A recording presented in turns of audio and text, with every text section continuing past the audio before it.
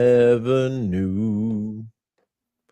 How about So we can do it you? exactly like we did it last time, where we just kind of dropped 10 names and then get into 10 more reasons why I need somebody new. Just well, like goo. I'm not new, but I'm not old. For now, I'm mid. Now he's a philosopher. Philosophizer. I did read that in a book. In a book. My apartment smells of whale's vagina. Alrighty, guys, and with that, we'll get into another episode of the Rowdy Bros stream podcast, whatever y'all want to call it. I don't care. It is what we is. Troy and I get on the mic. We talk about players. We do drafts. We make you money, and we make money for ourselves as well. What up? But also, like, we have fun, and Never that's kind of said the point. We break down random pop culture. I talk about Rick and Morty and Harry Potter a lot. As you can see, I'm wearing a Gryffindor beanie. It's just in the shit. We're talking about another round of kind of like what we did last time, where we give you guys another 10 names to look out for this season, and then jump into another draft. Troy, what do you think about that? Let's do it. I need to talk to you about your rankings from last time. The people need answers. Kyle Manungai ahead of Ramondre Stevenson? What the hell?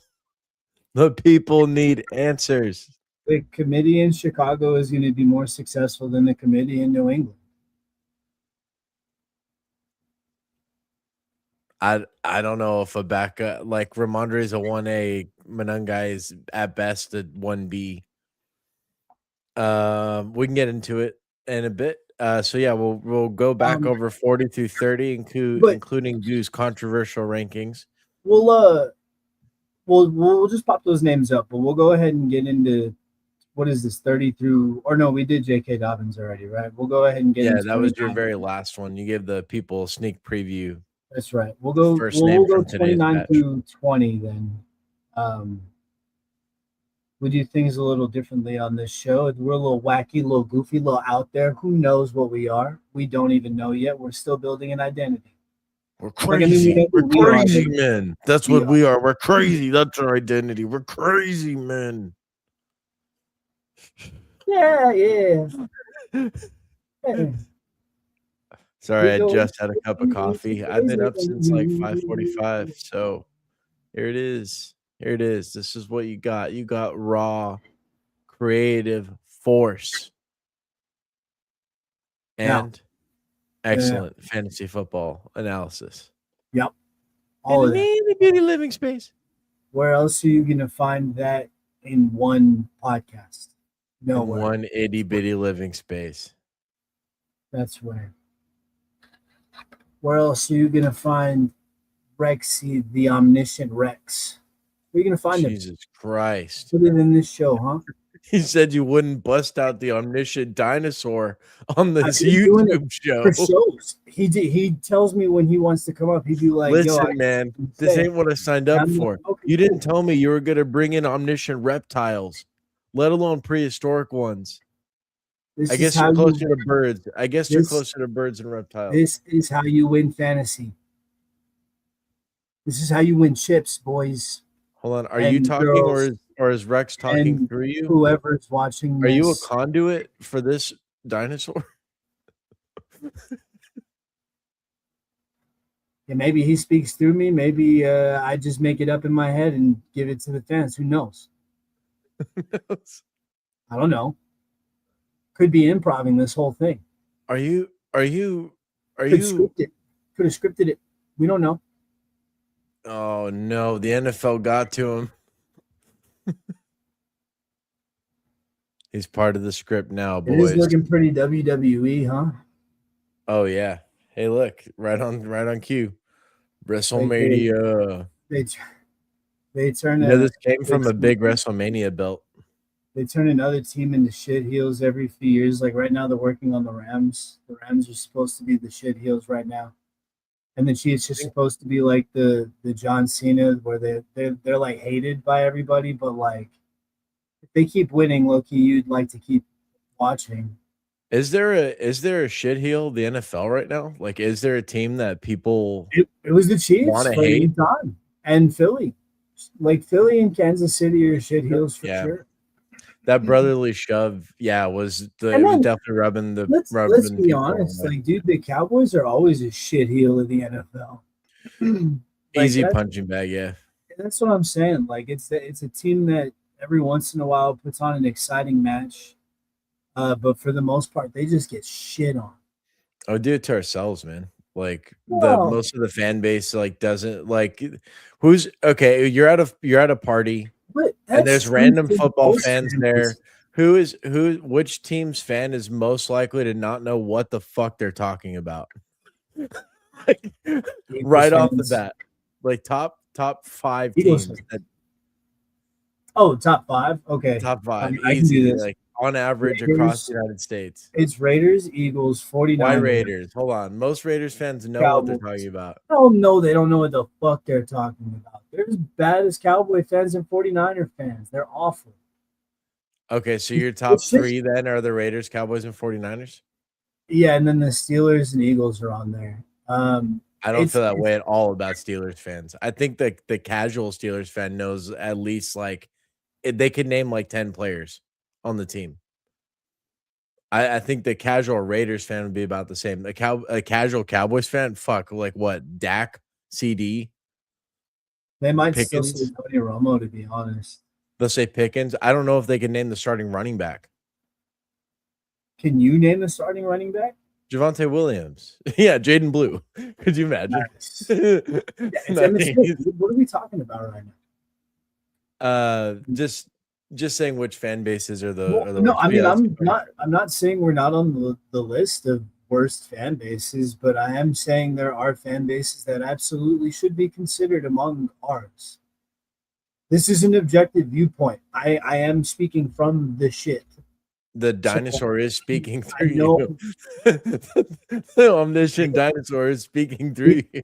he said I'm cooking. I'm cooking, so let's do it. Like I've got the recipe and I know how to work the burners. So The we're gonna omniscient dinosaur speaking through you would tell you that you're cooking because he's the one talking. no, he said I'm good. Like I got this. He doesn't need to help. Yeah, that's exactly what he would say. Well, no, I mean I know when he's helping. Like he's an honest dinosaur. Where do you end and the dinosaur begins? Have you wondered that in all your time as medium Ah, for this dinosaur? it's so Have the you wondered dinosaur. if you've ever had an original thought? Check this out. So the dinosaur is here, and I am here, and here, and here. So only when we're touching is there any actual connection. But because we're both connected to the force, the way all living beings are, we Do the just education connection. we just help each other out when it comes to fantasy football. Oh, you guys do each other favors, huh? For fantasy football, yeah, Fantasy favors. fantasy football favors. Yeah, I like the footballs are involved. Yeah, Both for the feet and for the kind of necessary when you consider the fact that this is a fantasy football podcast that needs to be the focal point. Yeah, let's do it. All right, so let's get these rankings in. I was copying Just down because my Omniscient Rex is helping me out doesn't mean that you can be over there making gross ass terms because you're jealous. Omniscient Saurus Rex. What I'm All going I to try gotta to do say here to that is for the fans is I'm caca-doodle-doo. going to get a shot of Omniscient Rex and my dog Lola in the same pic. Omniscient Saurus Rex. I think it's working. There she is. That's my dog Lola. Lola. She's awesome. Lola, Mister Girl. Come home. Shout out to my cousin Kendall rescuing her in Dallas and doing all the heavy lifting, getting her down to us. That was awesome. Yeah, I can't believe she walked that dog 900 miles through the Texas heat in the summer. That's crazy. Dude, she's an amazing person. Yeah, it's wild. No, legit. Yeah, she's great. Igbuka or Devontae Smith from Smooth C 3012. Smooth C, you One got a for full me, I'm PPR, half going. PPR? Uh, oh, Full PPR, half PPR. But good yeah, go question. ahead, Goop. Good question. No. Yeah, that's a good question. Full PPR, Igbuka. Well, actually, Devontae Smith's going to get a lot of volume this year. Yeah, Yeah, I hate Devontae this. easy in a full Honestly, you're PPR. not going to lose on this.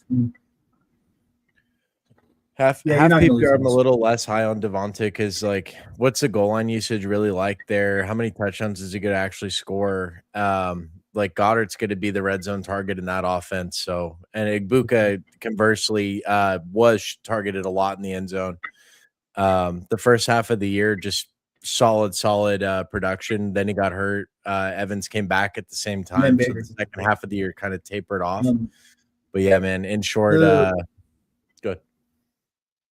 the ceiling, I'm going Igbuka, but the consistency, I'll go Devontae Smith, just because Baker is known to get hurt at some point throughout the season. So we don't really know what the quarterback play is going to look like. Is going to look like during those weeks. Um, Whereas Jalen Hurts to Devontae Smith is a pretty consistent thing. At least he's going to get a high volume of targets, and most of them will be catchable. It is Jalen Hurts. Yeah, I mean, Devontae for consistency this coming season, we're talking about probably a 30% like target share, 25 to 30% on a week to week. If you just project out who's going to be catching passes, there's only three. And it's always been like three under this latest this coaching regime.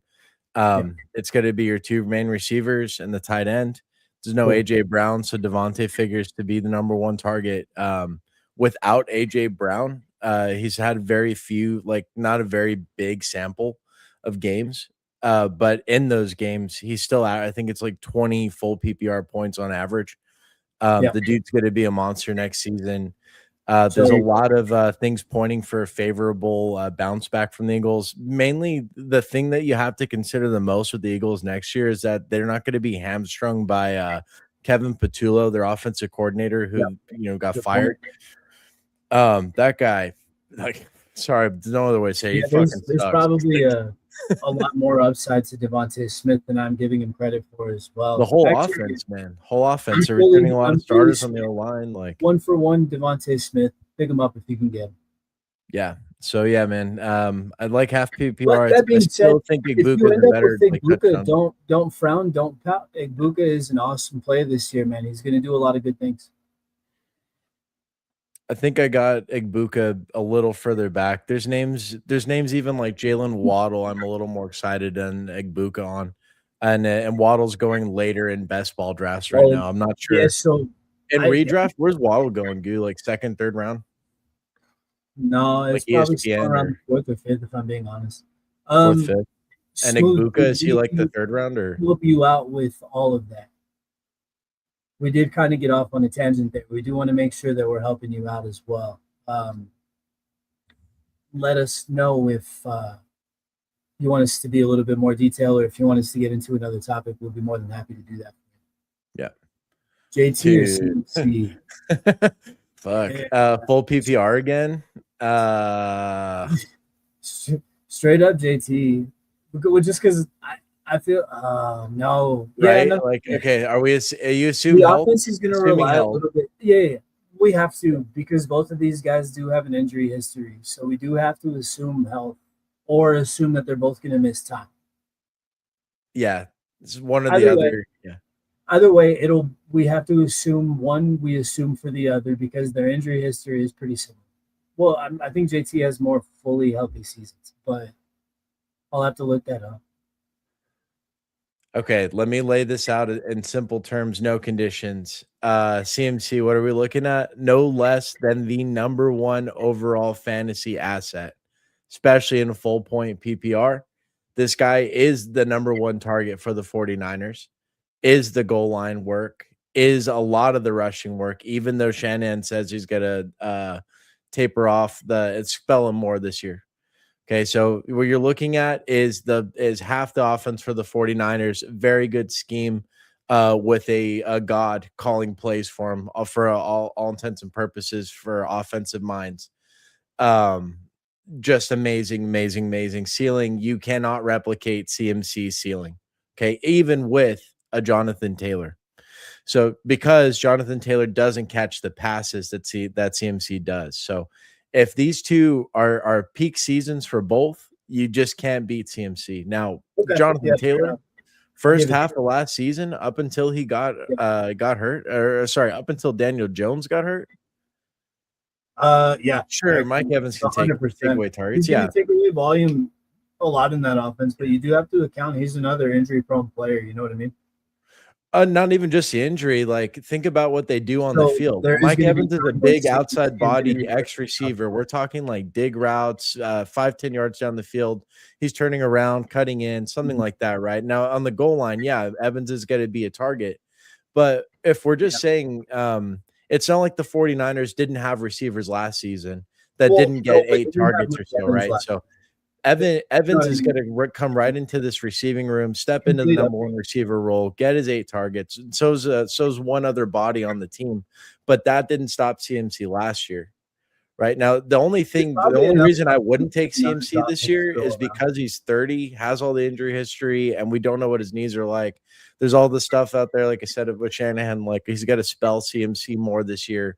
But they don't have a It could just competent be Tigger backup. Toker, though. It's off Yeah. season talk. We could just be trying to outmaneuver guys in the 40, you never trust the 49ers offseason talk. They could always lie to you. All the beat reporters lie. Like, yeah. You give the off season talk from coaches and owners a grain of salt. Beat reporters you might take a little more seriously. Yep. Talking heads on ESPN, you can kind of turn it off during the off season. I But that all being said, up front, I have JT ranked ahead in my rankings. Up front, I think overall he's going to have the better season, even if they do both get hurt or if they both stay healthy. I think this year the Colts are going to lean really heavily on JT, especially since their receiving core. I'm excited about some of the guys there, but they are unproven if we're being honest. So JT is the full solidified member in their offense. It's probably going to be that guy. What you don't want is the 12-1, the 12-13 turn, the end of round one, beginning of round two. I haven't seen what redraft In is a like. Smooth, 12-team you're league, talking about ESPN, Yahoo, in a or 12-team league, Troy, we usually wind up drafting in the middle. I think those are our best teams, but our worst teams are for sure when we're on the end of the first round, beginning of the second round. Oh, that's man, fun. those in-person drafts are Dude, awesome. in-person drafts are great, man. We used to do them at 5 a.m. It was ridiculous. I think that's why I won so many times, because I was just awake and alert, and everybody else was like dead tired. Also, I'm better than you. All right, favorite spot to draft. I haven't done any redraft drafts yet. I've just done a shitload of best ball. Yeah, but you've done redraft before, and you've been in big enough. No, yeah. So, but I can't say my favorite spot's going to be directly influenced by who's available when, right? So, like in best ball right now, for example, I love the opposite of what Goose said. I love the end of it. I love drafting positions 9 through 12. Okay. Yeah, I also like 1 through 4. What I hate is positions 6, 5, 6, and 7, because 5, 6, and 7 right now in best ball are Jackson Smith and Jigba, Christian McCaffrey, and then Jonathan Taylor. And if you could be left, you should be really excited about. There's only one I'm really excited about, and it's Jonathan Taylor, because I think what a number 5 overall price for JSN, you're paying for his absolute ceiling. You're basically saying, "Hey, I need you to do absolute ceiling," but you are. You need that guy. You need that guy to be. You need that guy to be a blue chip asset. Be like what he was last year, right? You're paying the absolute ceiling price. And if he doesn't repeat, which I don't think the Seahawks are going to be nearly as good this coming year, because Kubiak's gone. Okay, I definitely disagree with that take, but I do think there may be a slight regression. Like there might be a few hundred less yards, but it's just I'd rather have the choice between Gibbs, Robinson, Puka, Chase. Okay. That's the first 4. Or if you wait just a little bit, last. if you wait just a little bit, you got St. Brown, Okay. CD Lamb, Justin Jefferson. Yeah, Oh, St. I Brown. love Amon Ra this year. I Yeah, really, dude. really do. The Lions Troy and and the I talked about Cowboys are the it a few two, I times. think, are the two offenses this year. Yeah, so Troy and I talked about Yeah. it a few times. The Lions have one of the easiest, if not the easiest, schedule They preseason. do have the easiest schedule, Okay, like the on paper, right? They do yeah, have that. Bengals. So Yeah. that's the projections, of course. We don't know what it's really going to look like when the season starts, but Yeah. on paper, Amon Ra is a slam dunk wherever you get him. I mean, Especially in full I don't PPR. know if I could justify drafting him over JT, CMC, or Gibbs, but You can't. Yeah. I have no problem with him being the first receiver off the board at all.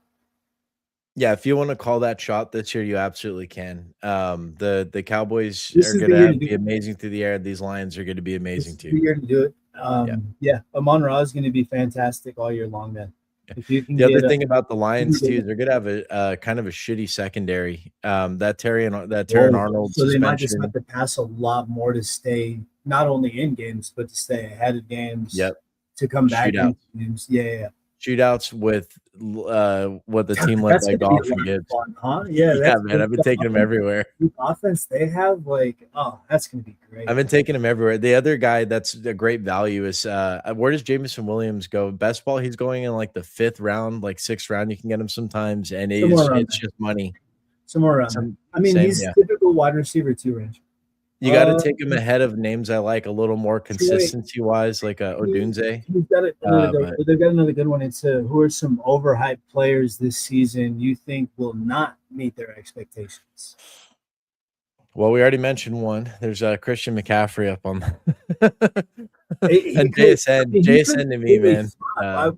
We don't know if he's going to be completely healthy. We've seen him get hurt early in the season and just not pay off any of the value. I'm out Um, on JSN at his price. I'll say that. I think the expectations are low enough for Justin Jefferson that I don't have to mention him. I think he'll have a good season. Don't get me wrong, but he's going at like 1.8, 1.9 right now, and I think he should probably be going 1.12, 2.1. You have a systemic concern there just because of Kyler Murray, right? With the Yes, it's Vikings. specifically because of the quarterback play. We saw how Yeah. shaky it was last season, and I don't think it got better. Yeah. But No, we'll see. early on, At I the end think of the season, I could be sitting here like tipping my hat to Kyler Murray for making me look like the biggest asshole in the world. But I don't think that's going to happen. yeah, I was trying to think about Which who's is getting why I'm the digging in serious so hype. hard. Yeah, that's why I'm digging Uh, in so hard. But what are your thoughts on Luther Burden? I Goose? think Brock Bowers actually is at the top of my list. People are taking him as For early as overhyped, Brock the Bowers? second. Yeah, cool. Because people are taking him as early as the second round, and that's like prime Gronk. Okay. Like you don't take tight ends unless you I've think got they're thoughts gonna just because the man unless they're gonna produce as much as the best wide receiver in the NFL. You don't take them at that range.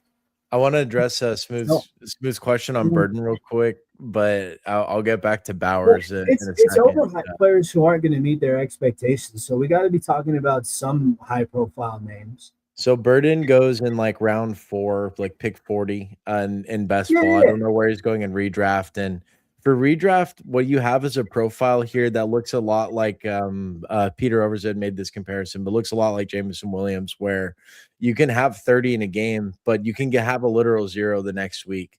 Oh, you get another good one. Now he's been more consistent, and if you think about the Bears offense, you kind of know what the passing game has to be because they only have 2 legit receivers. It's Odunze and Burden, and then they have 2 legit tight ends, right? Leveland and Komet. So you figure they're just gonna roll out 12 personnel, a lot, 2 tight end, 2 receiver, 1 running back. That'll probably be most of their offense. And where does that leave Burden on the target poll? He's probably drawing third there, right? Because Odunze, the first half of the season last year before the injury, this was a guy getting most. He was leading the So team you in think targets. Burden's being taken too high given the competition and the target share?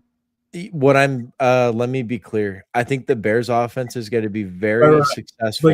you think because everybody's eating into Burden's targets, I he's think not going to meet Odunze what people are specifically should thinking. go like around earlier than he does, and I think Burden should go maybe 8 to 10 picks later. I think So you got they should all be Odunze right around that pick underhyped, 40 to Burden 50. overhyped.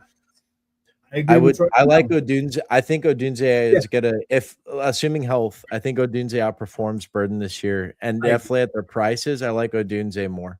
I I like go Odunze hard. more in a half point PPR as well as because I think that he's gonna score more touchdowns on the season, as well as just be the team's leading target at receiver. I think him and Loveland will draw like dead on the season overall. I think you'll see like half the games Loveland's the number one, half the games Odunze's the number one. And again, we're assuming health here, and Odunze does have some serious injury concerns.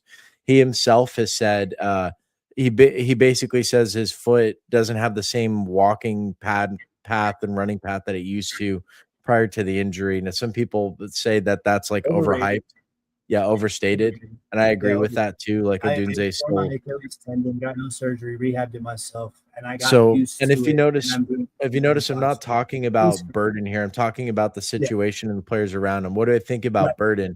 Okay, here's Luther Burden's story, right? This guy's in college, his junior year. He is the most productive receiver across all of college football. Absolute dynamite, electric with the ball in his hand, but using more gadgety situations, not like these aren't downfield post routes. These aren't 15-yard like crossers. This is like gadgety stuff near the More line of like Tavon scrimmage, Austin at West screens. Virginia. They're just trying to get this guy the ball as much and as often as possible, which is a great problem to have. It just means you're dynamite, but it also means like, do you trend? It's a question mark if you transition to the Can it NFL well. translate? Yeah, yeah, yeah. Right. Yeah. So, he has a senior year come around, but his quarterback got hurt.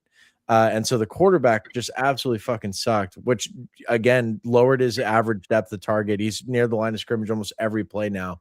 They're doing everything they can to get the ball in short situations, just get him because the quarterback just awful. So his production tanks, which takes him off the radar as a truly elite talent in the NFL draft that year. So he slips right to the end of the first, or it's the second round. He gets taken in, but this guy, like despite all of the receiver talent going ahead of him, was probably the number one, the actual number one on in the draft. So Ben Johnson gets this dude in the second, gets Loveland in the first. So he has the two best. He has the most prolific production receiver in the draft, plus the best route running tight end in the draft, probably the best tight end in the draft, right? Um, so this offense is going to be insane. I love Burden. He's very explosive, man. Like games they want him to be the star, he's got to be the star. Your concerns with him are that Caleb is shown to be not very accurate.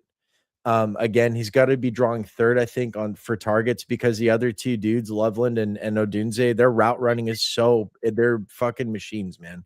Odunze is a professional's professional. He's a receiver's receiver. He's a guy other receivers look at and be like, I want to be him when I grow up because he just shows up with the same attitude and effort every single day. And he's open, he's clean. Loveland's the same shit, except he's big body too. So he's just gonna own you. Right. And all these things put together with Burden not being as reliable downfield means that, and Caleb's big arm, they're like Burden will have manufactured touches like the same way Jamison Williams does. He'll be the focus of a game plan, but he won't be the leading target on the year. And I don't think he'll even be the second leading target. So I think he's a little overpriced where he's at, but that doesn't necessarily mean he won't be a great play. Yeah, In yeah. redraft, I have a harder time than Bestball though. Bestball, yeah, take him in the fourth round, take him at Yeah. pick 40. So I was actually Um, just about to clarify that. Yeah, yeah, yeah. Saying that he's the third option on the team doesn't mean that he's going to have a bad season at all. yeah, We've seen the third option on teams, especially on prolific offenses, be prolific a lot offense, better than some concentrated options, wide right? receiver ones. Yeah. Yeah. Um, man, I'm so excited about the Bears offense as a whole this year. Whew, that's going to be a good Yeah. team. They're going to be a lot And of I, fun to watch. Too. I love DJ Moore, but he disappointed me so much last season. I'm just ready for the next thing. Both New England running backs. So the new question is, who are some players you're fading at their average draft position? Okay. Both New Smooth, England running if it backs. hasn't been They, obvious yet, they fall, I'm go ahead. taking them. But if they're at their exact ADP, I'm looking everywhere else for productivity. Most quarterbacks I let slide. fuck. I don't know. The tight ends, McBride and Bowers, I fade them completely. Um, Smooth, for context, Goose coming at this from more of an ESPN, well, where your questions were that's earlier. yeah. It Yeah. looks like he was asking about I just want to clarify a lot of what I'm saying is coming from more of a ESPN. basketball Yeah. perspective, and there's some strategy differences there. So, So yeah, um, the yeah. top two tight ends, McBride and Bowers, I'm leaving them alone at their ADPs. Josh Allen's usually the first quarterback to go off, like Lamar Jackson's second. But if Lamar falls to like the seventh or eighth, we'll take him. But if he goes in the fifth or sixth, I'm happy to let somebody else get that production. Uh, Running backs and receivers, I do not take.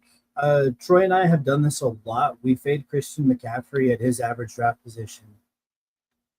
Um, Wind up going with one of the receivers at that pick. I like all of the top receiver or top running backs. You're gonna want Gibbs if you can get him, Bijan if you can get him, Taylor if you can get him. Cook's usually going at the first round turn, and that's fantastic value there. As far as receivers go, so Ramondre is probably gonna. It's now is Ramondre or Travion the number one. Ramondre will probably get the majority of carries, but I don't know if that looks like 60-40, 70-30, 55-45. The Health Patriots is going to offense play is to it really on weird. the year. So if we're just talking about an injury-free time, I think on paper that's like it's a loose analogy, but like a thunder and lightning situation. Where I think Ramondre gets like 15 carries a game, but I think Travion gets 10 to 12. So he's not too far behind. I think they shade use route running more to Travion Henderson, but passing downs will actually shade more toward Ramondre because Ramondre is somehow he's a better pass blocker at this point in Travion's career. And it's weird, and there's a big asterisk on all this smooth because if we're talking about the ceilings of these players, what they could be, if Travion figures it out, that dude will not be touched by Ramondre at the end of this year. Like Travion is going to absolutely fucking explode. He Like just that, takes he over jumped as off the film last season. This is a monster talent at the running back position. Very explosive, can do it all, and actually out of college was known as an elite pass blocker. He's one of the best pass blockers of the draft. And why I'm getting on pass blocking so much is because that keeps you out there on third that's down, the total and that package. keeps you out Yeah, there in the 4-minute drill and the 2-minute drill. And if yeah. you're out there for that, that's all the high value. That's That's how you rack that's up when you free get to passes. release into the middle part of the field against a prevent defense, and Yes. you take one pass for 45 yards because everybody's so far down the field they forgot the running back can run a route.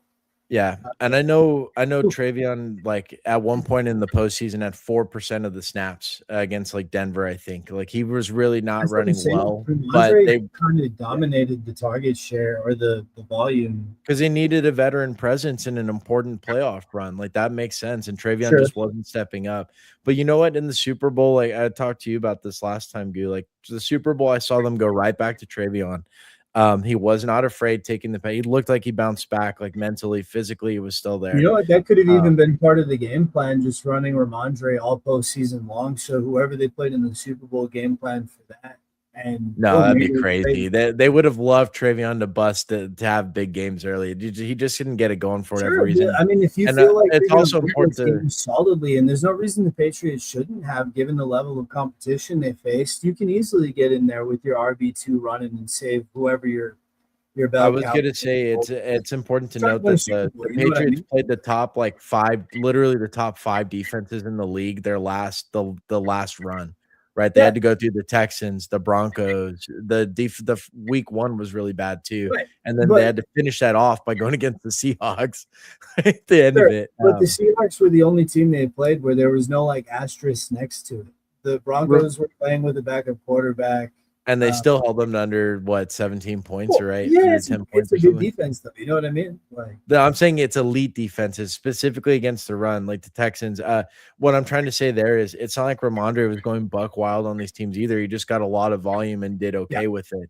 In the Super Bowl, he only had a decent stat line So, because he caught the touchdown, right? And that to was like a shitty pass off a pressured throw, and he barely shook it and was able to scrape it off to get in there. So so it's not like Ramondre was looking that great either.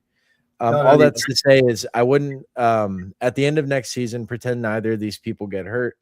I think what most seasons play out too is Ramondre will finish with slightly more touches. And a full PPR specifically maybe just a shade or the same or a little lower than Travion.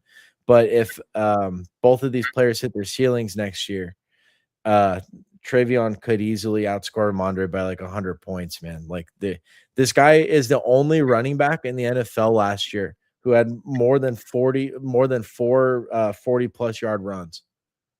The Yeah. only one.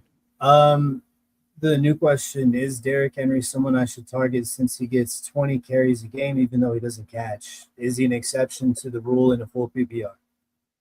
Yeah, 100%.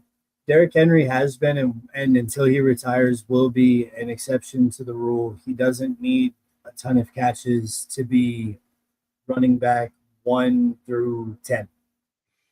To answer the direct question, yeah, Goo's absolutely right. Yeah, Derrick Henry is there's just so valuable. You take him. Same thing with Jonathan Taylor, right? These guys aren't catching more right than now he's two. going in the middle of the second round most drafts. Yeah. It's insane value to get kind of late for a guy who's probably going to have another MVP level season. Yeah, you could start with like a CD Lamb and a Derrick Henry realistically, and Dude, then you yeah, have two number that's one a players, real roster. two I round one have built players. Yeah. several times because I love those two guys this year. I was just gonna say, Smooth, to get underneath. There's a assumption underneath your Yeah. question. Especially, well, if you Hold on, can real quick, early. real quick. With Derrick Henry, so there's an assumption we got to tease out here. The 20 plus carries bit and doesn't catch passes. What's going on is we're doing this operation, and you need to know how much more valuable is a pass catching running back than a one who doesn't catch passes at all. Um, a pass, a reception in fantasy football is worth 2.5 more times than an attempt. So for someone like Derrick Henry, when he gets so much volume, as you're pointing out, the 20 plus carries, that's going to overcome the lack of passes.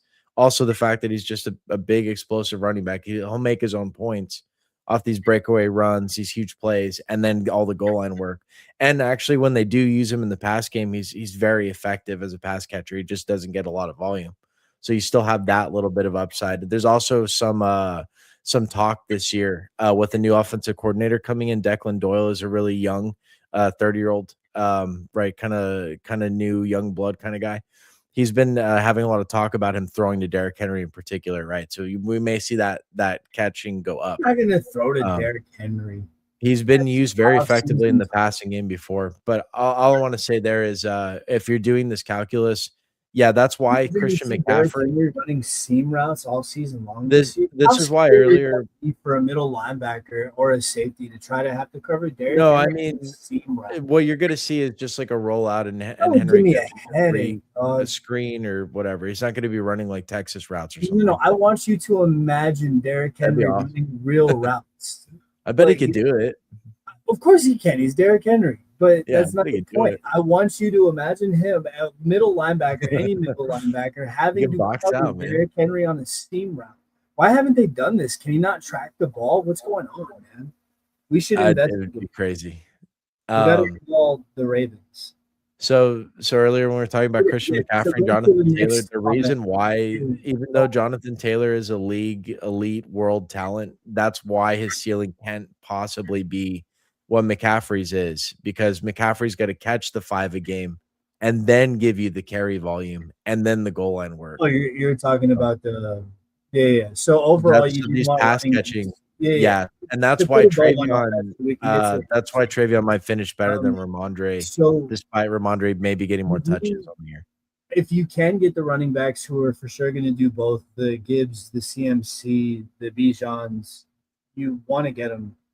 But if you end up with a few of the run and heavy running backs like Derrick Henry or David Montgomery later on in the 5th or 6th, you're not going to be super upset with it because they do produce really well. Yeah.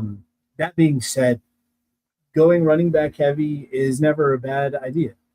Ooh, in the 4th, that's bad. I like Scattaboo. Don't listen to him, Smooth. Don't listen. Dude, go watch the backflip video and then go look at the comments he made the He didn't next stick day. the landing, okay? Go So look what? at the comments he made the Look at next how about day. you He look at said the there were roster? Who else sharp is going to be pains in playing his for him, knee. Goo? He Who said else there is were going to be taking sharp that rock? pains in his knee, Troy. Sharp pains. This is a Not Harbaugh dull team. aches, He's got to not none feed of that these running stuff. backs. He said sharp pains in his knee. I'm not touching him. I'm fading him everywhere. Troy He's gonna disagrees with he's me, got and he's gonna we'll be there agree for to training disagree on camp. that forever because I He's don't gonna like be there running for backs training who I camp. know are going to be hurt by week 5. I don't like them. I never will. That's Smooth. why I stay Good. away So from what Goo CDC. just said is the only concern I have. It's literally the only. Well, okay, not the only. He's playing for the Giants, right? Like, Oh yeah, okay. how good could the You offense have to possibly put be? another bow on that, though. Yeah. But if it wasn't for that, then yeah, the injury risk there is pretty high because of the way he plays. He's a fucking animal. He's So he gonna hit puts his you, head and you're gonna down. feel it. He puts his head down and runs into the middle He's not linebacker. trying to Who run out can't of bounds see on you, that. man. Like, No. I don't get me wrong. I don't disagree that the get him, talent Smooth. Get him. Get talent him. is Get there. him, Smooth. Get The him. talent is there. There will if for the 3.5 games that he plays, he will be super productive. But that's the problem. There will be only 3.5 games before his knee is completely shredded to bits because of that backflip. Again, You just watched treating Friday him. Night Lights. You saw what happened to Booby Miles when he came back too early after the knee injury. You saw it. Boopy did the You saw it. backflip. Dad made sure you watched it enough times so you knew. No, that's the thing. Booby ain't even do a backflip. He just got his knee broke. No, that's true. There's a lot of upside. There is. No, and it's a Harbaugh team, man. I, He's got I to just scheme these I running backs. so I Harbaugh for before sure the think the season 4th was round like, is we need too to. early though Yeah. because you can still get running backs like Javonte Williams who are going to have a larger productivity share for a longer period of time. You can get Jadarian Price in the 5th or 6th. He's going to have a similar season. Who's this? Brees Hall. You can get Brees Hall. You can get Kieran Williams. All those guys are going to come around the same time. Oh, I do. I don't know if Troy does. Troy, do you like Judkins? I love Judkins as a talent before he got drafted to the fucking He Browns, doesn't like man. the And he had to Browns. go to the Browns, and then actually they drafted a I pretty like good the Browns. backup too, Dylan Sampson. Well, not So like Black Leg, but like I'll take them out to dinner, see what they're about, see if the vibe is right. But like, I'm not gonna like bring them home. You know what I mean? They don't need to meet my parents. I don't like That being said, if just I get the ignoring Goo here. if I get the if I get the chance to draft Judkins, I do 100%, man. I do really like the running back position in Cleveland pretty much every year. For whatever reason, it's pretty successful. I mean, Stefanski's not there anymore, right? So this is going to be a different team. I'm ready for this team They're to still gonna have lose to its give a good integrity. split, though. Whoever the I'm quarterback ready is, for they're this gonna need team to run. to lose its integrity. We're going to see this team be the actual shit team it should be instead of being a random stick in the mud against everyone, being just surprisingly stout on offensive, defensive line, and having two of the best cornerbacks in the league, being It's like not this like they buzzsaw on lost a defense. bunch of Even though you know pieces. you're going to win, you're going to go in there and get your ass kicked still somehow. And Miles You're Garrett's gonna going to get shoot beat over up. the Man. helmet and beat you in You're the gonna head get with beat up. it. And now Miles Right? Garrett's Like, so, okay, man, here's my short thoughts on the Browns. I think they're going to absolutely suck. I think they're going to crater. And so that makes me like their offense a lot less. I kind of like their passing offense weirdly more. I think Judkins is amazing talent. I think if he was on a quasi decent team, should be going way higher than the 5th round. I think he can catch passes. I think he's just an amazing, explosive back, man. I do have questions about this offensive line. This is preseason ranked one of the worst offensive lines this year. So I'm not really in on it, especially when you consider the quarterback play. Like, how many times is this Browns offense going to be in the red zone this year for Judkins to even it mattered for him to be the goal line back? Plus, he doesn't catch all the passes because they have this really good backup, Dylan Sampson, who Sampson could be his own starting running back in his own right. He's like a B tier starter. but he's not. but he's not, right? Because Judkins is that much better. But I do question how many opportunities Judkins gets, despite all of these same concerns last year. By the way, Judkins did have his moments to shine, but you're paying a 5th-round price, and yeah, I'm taking Scatterboo there. I'm taking DeAndre Swift there. I'm taking my chance on Jadarian Price, though. I do wonder what it's like when Charbonnet comes back. We'll find out, man. So no, I don't like Judkins for his price this year. I'm kind of staying away. Jeremiah Love's awesome, Yeah. but I think Jadarian Price is going to a better situation. So by end of season, Price will have better stats. I think Price will be the most productive rookie running back, though the tape will show that Love is probably still the guy. Try not to drool too much at the Ooh, next. dude, I love Javonte Williams. Yeah, I love Javonte because I'm a Cowboy fan, right? Like, I've got a little bit of home bias there, but being a little bit more objective about the situation, Javonte did take a step back in productivity as the season rolled on last year. There was speculation, and I think a report came out that he was dealing with an abs, like a core injury. So if he stays off those like soft muscle injuries, he didn't show any problems with his explosiveness. Like his knee looked perfect. He's gotten another year into his physical prime, which means he's gotten stronger from the injury.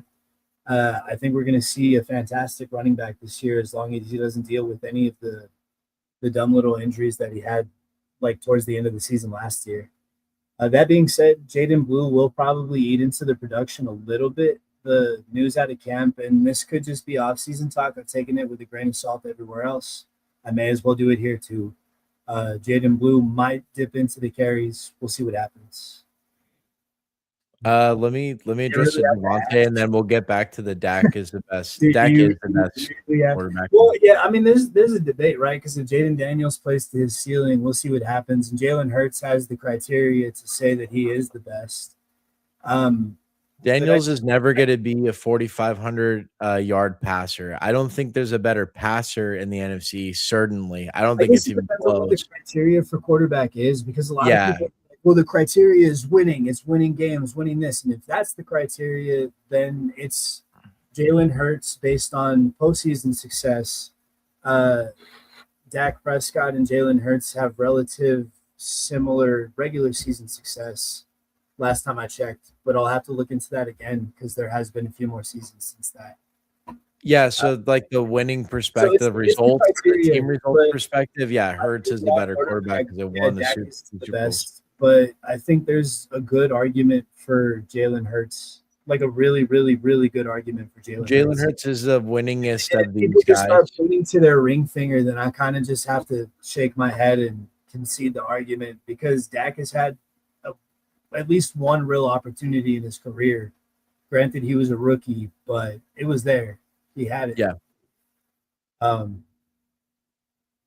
So on Javonte real quick, Goo's thoughts reflect most of mine. His story was a very strong first half to the year, though. If you drill down to the metrics underneath, like the yards per carry, the efficiency metrics on the ground, it was a sneaky, not good season.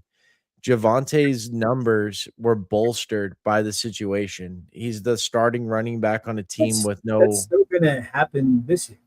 Exactly. So when you ask how about Javonte, how I feel about him is this guy's going to score a lot of fantasy points by way of being the Cowboy starting running back. Yeah. He's going to get most of the carries, and there's not going to be anyone to challenge him for carries on the ground. Where he's going to lose, where he didn't get a lot last year. I don't think he averaged more than 2.5 targets either last year, is the passing game, of course. Dak may check down a couple times a game. He's never going to be that involved. You'll see a couple spikes, but maybe really what you said about Jaden Blue, like the usage that he'll snake, the reports right now, it's in that passing game. With Jaden Blue, his performances at the very last game of last season, though, he did get literally laughed out of the room by coaches earlier in the offseason.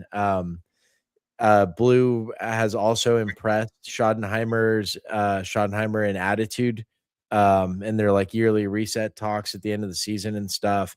and then the other coaches have seemed to have come around on him. It seems like he's bringing a professional demeanor this year, and that was the only thing that held him back last year because honestly, he had a lot of opportunity last year. And straight up, I wouldn't be with the way that Javonte fell off post his injury. Then they would have tried to keep him out, but I wouldn't be surprised if Jaden Blue had like eaten into his role like 60-40, 50-50 by the end of it because how bad they needed some explosive production out of the backfield, and we just were not getting it with Javonte last year.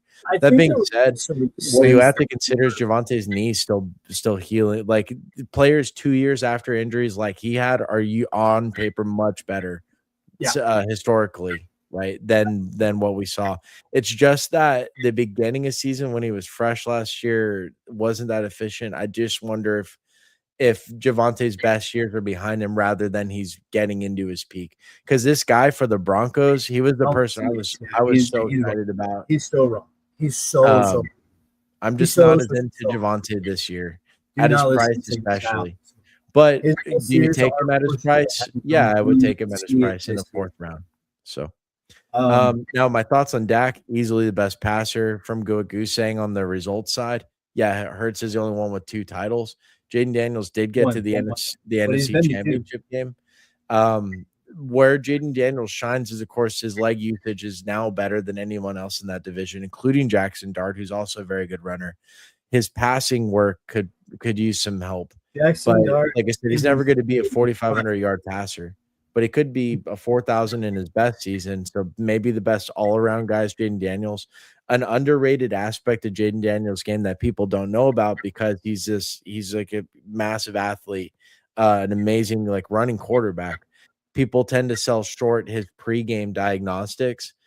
He gets a lot of praise from some serious analysts on his ability to dissect the defense beforehand and put the ball in the right spot after. So Jaden Daniels, the only thing holding him back is his health and the fact that this team is probably going to suck next year. And he only has Terry McLaurin realistically to throw to. The Chigo Okonkwo is going to be like their next leading receiver. They are rumored to sign Stephon Diggs. So if you see some actually talented pass catchers go there, Jaden's going to have a great year next year. But Dak is just he's a class of the past. He's one of the best passing quarterbacks in the NFL overall, like if not the best. He's right there. There's another element to this too, though. Dak does what a lot of quarterbacks in the NFL don't do. He uses his entire play clock to make adjustments to what lineups and matchups he's seeing, which means 2 things. 1, he watches his fucking film, and 2, he understands what he's seeing and how to apply it, and that's evidenced by the fact that Dallas usually racks up a ton of yards and a ton of points every single year. There was this really weird rhetoric around him a few years ago where it was kind of like, oh, he's a stat patter against bad teams, but like who that was actually true about was Micah Parsons, whereas Dak Prescott was keeping us afloat. That's right, Smooth. We're still bitter. Games. Like he was keeping us afloat in tough games. Like the only reason that we were even able to moderately try to come back against the 49ers in the playoff game, same with the Packers, his rookie year, was because Dak Prescott's play elevated when the Cowboys needed it to happen. Granted, it would have been nice if it had happened in the first half of those games, but he did it when he needed it. And he needed, 2 stops down the stretch against the 49ers, and he only needed 1 against the Packers, and neither got done. So it's kind of like he needed to do a little more lifting to start, or the team needed to help him out a little bit more to finish. Either way, that amounts to the results being not good for Dallas. Not good for Dallas. Bad for my heart. It's the reason I started actually caring about other players too, because I was like, well, I can't just keep dealing with heartbreak every year, so I got to start finding other like things to like about these other teams. I take Rice over Pickens, but I wouldn't fault you going the other way on that. It depends what you believe about the teams. I guess I don't know. Troy thinks that Mahomes is going to play from week 1 and look like prime He is Mahomes. going to play from week 1, and he is And going look to like look like prime Mahomes. Mahomes. There was an and. You didn't let me finish the and. Well, it's going to be both. He's not going to look like prime Mahomes 7 months after an ACL tear. Prime Mahomes would run around for 15 seconds and then launch the ball 45 yards down the field to whoever was dressed in red or white that day. He doesn't have Tyreek running downhill past defenders. What he has is Rashee Rice going 5 yards, and he's got to hit that shit every time. Just kidding. I don't really according to Andy Reid, bumping up Xavier Worthy this year. He said because of what happened to Xavier Worthy last year, the very first play. Are you really taking Rice over Pickens though? Like, is that really something that you're doing actively? Yeah, and so the reason why is just the consistency. Rashee Rice in the games he's played is a top 5 receiver. Oh, dude, he's awesome. But over Pickens, and it's that way every week. You know what you're getting. You're getting 10 targets, and it's got to be like 70 yards and 1 to 2 touchdowns. You just get that every week. And there's always more upside than that. He's the passing offense. I don't know. Pickens only had the higher ceiling because Lamb got injured. What's going to happen this year is going to be frustrating for everybody for the Cowboys. But you're going to be in redraft and you're going to want to start Lamb every week. You're going to have to, and so many times you're going to find like a 40, and the other times you're going to find like a 12. And you're going to be like, CeeDee Lamb sucks. What happened? And then you just look at Pickens' game, and Pickens got 30 instead, right? Like it's going to be going back and forth between the two. The ceilings will go back and forth, but the floor will stay at 15. Like it'll be fine. The Cowboys offense, and I'll just take my 25 with Rashee Rice every week, man. Like with the 40, 25 every week. He's not going to get 25 every week. It's not going to happen. Do you want to bet who has a higher? I want to bet that Rashee Rice will not average 25 points a game. I do want to bet. I don't think he's going to get up to that. What I'm saying is, who has a higher? Let me do some maths, Troy. I'm just going to look it up. But what I'm saying is, who do you think has a higher points per game? Is it Rashee Rice or George Pickens? It's Rashee Rice. At the end of the season, I think George Pickens will have the highest points per game, but I think Rashee Rice might have like 17 points every week rather than 15. But I think that George Pickens' spike weeks look like 40 points. George Pickens averages 3 points less a game than Rashee Rice does. Now, if CeeDee Lamb gets hurt, I'm all in on Pickens. But those two healthy across the entire season, just give me Rice, man. I want the. Was that last season? You're basically. I got all the ceiling. Now you do have the risk of Mahomes re-injury or whatever. Was that last season statistics you're talking about? 2025, I believe. Yeah. Okay. And these are just Google searches, right? So I can't speak to the sources. Rashee Rice scored more fantasy points than Pickens last year, didn't Rice? I did a points per game. What you're thinking of is Pickens' his run. Where CeeDee Lamb was out, and yeah, it's a monster, dude. Like easily the best. Like I would much rather have. I'm not saying Rashee Rice is a better receiver than Pickens. I don't know if Rashee Rice will have a job in 2 years. I think as soon as his contract expires, the Chiefs. I think the Chiefs can't wait to boot him out. The Chiefs haven't drafted or made roster moves yet to replace him, but like they need him for next season. That's why he's gonna be the passing offense, dude. Like he gets 10 targets a game. Pickens can't get like 8 like a game consistently when both Lamb and him are healthy. It's just not even close to me. I'd much rather have the consistency and Rashee still has the ceiling. He still has every bit the ceiling as Pickens does. He has a 2 to 3 touchdown game in him and 12, 15 targets. So, Smooth, you can't see behind me, but Cowboys, and name's Troy after Troy Aikman. So we're both Cowboys for life here. But Troy, I don't know where you were looking, but it's only a 1 point difference between the two of them last year. And Rashee Rice played 8 games and Pickens played 17. Yeah. So Well, like I said, I just Googled the So in a stats. I full told you. PPR, Pickens was getting 17.2. In a full PPR, Rasheed Rice was 18.8. Can Um, you just do the sample with him and Lamb healthy? well, I don't need to because we said points per game at the end of the season. You I know you're what your point is, and I get it. I Yeah, hear and what's you. gonna happen this But coming season? So, like, like, what are we doing? I don't. We can't say. The thing is, like, the Chiefs situation isn't going to change, and the best with the Cowboys, if you're drafting Pickens in the second round, you're saying like, I hope CeeDee Lamb gets hurt. That's the No, only you're world not. that You're price pays saying that off. George Pickens That's is the only world production. that price pays Okay, off, dude. Because every other receiver around him is going to have more of an opportunity in I somewhat comparable offenses, like Devontae Smith, respectfully Jalen disagree with Waddle your take on this will topic. have a better opportunity than George Pickens will next year. And he goes in like the fourth round. There's just higher volume elsewhere to Res- chase for me and redraft Respectfully especially. disagree with Troy's take on this subject.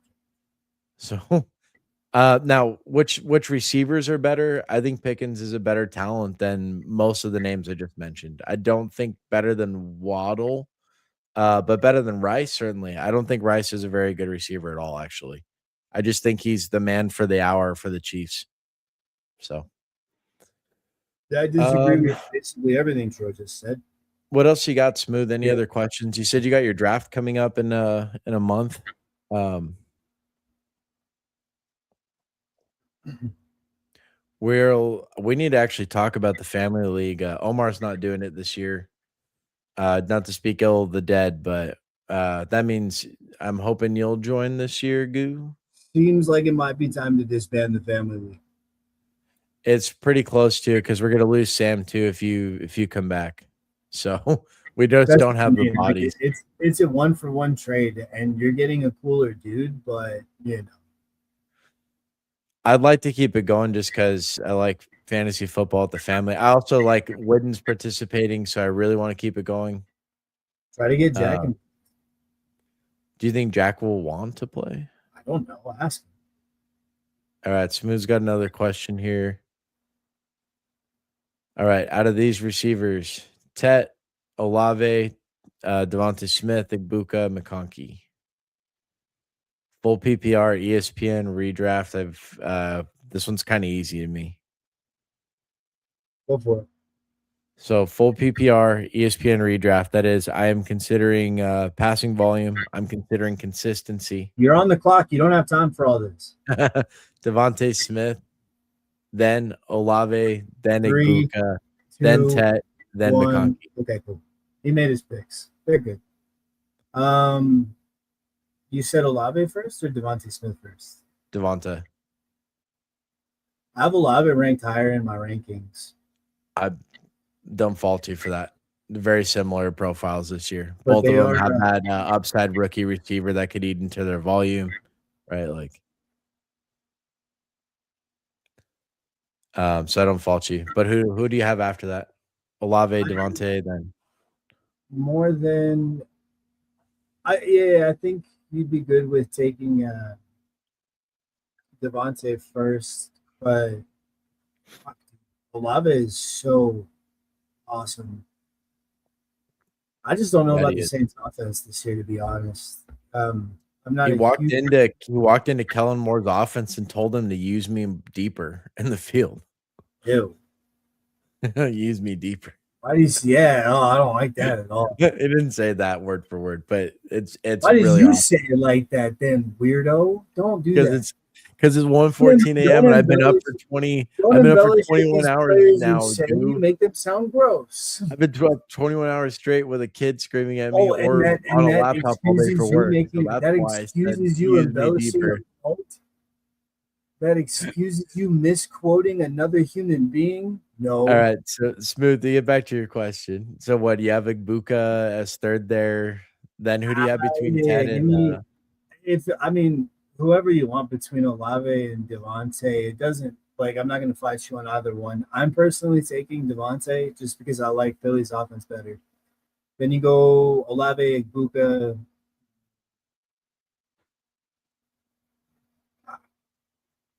McConkey, and then McMillan. Yeah. That's it. That's the list. Because I honestly don't know who McMillan is. Teteroya McMillan. He's the number one receiver for the Panthers. Probably why you don't know. Yeah. He's out of like Arizona. Funnily I think, enough, I know last year. the wide receivers 2 and 3 from the Panthers, but I don't know the number one. So Um, T Mac being put said, up a 1,000 yard excited season about the last year. Panthers offense overall, specifically because I do think the wide receiver core, given that they're 2 and 3, are pretty good. That means their one has to be nice, right? Right. Their Logically. one is actually great. He's an elite talent. He as Oh a yeah. rookie had 1,000 yards, 7 touchdowns. That was with Bryce Young. That Well, was in as that a case, rookie. I want him over McMillan, or I want him over McConkey. Yeah. Mhm. So I noticed we both had McConkey last. The irony here is that the Chargers on paper are projected to be the best offense I'm and so kind of sick of hearing about the Chargers on paper, Troy. Let me know when that translates to the Chargers at the end of the fucking season. I'll tell you Please it's this year. and What if I thank you. told you it's this year, Goo? Then I would say you did crack Okay, tonight. so I might have done a little crack, but that's nothing to I do with knew how I it. feel about I it. knew it. I I knew feel you were doing crack. I knew it. Um, You so never tell me while these things when you while we both are lower on McConkey, I think that's more about McConkey I and in mean, the offense yeah, story yeah. than necessarily the whole the way we feel about the Chargers, I'll say. I mean, I'm Although not for out you, on it sounds like McConkey. it's more If you have them, like if everybody else is gone on the list and you end up with McConkey, don't pout. Don't feel sorry for yourself.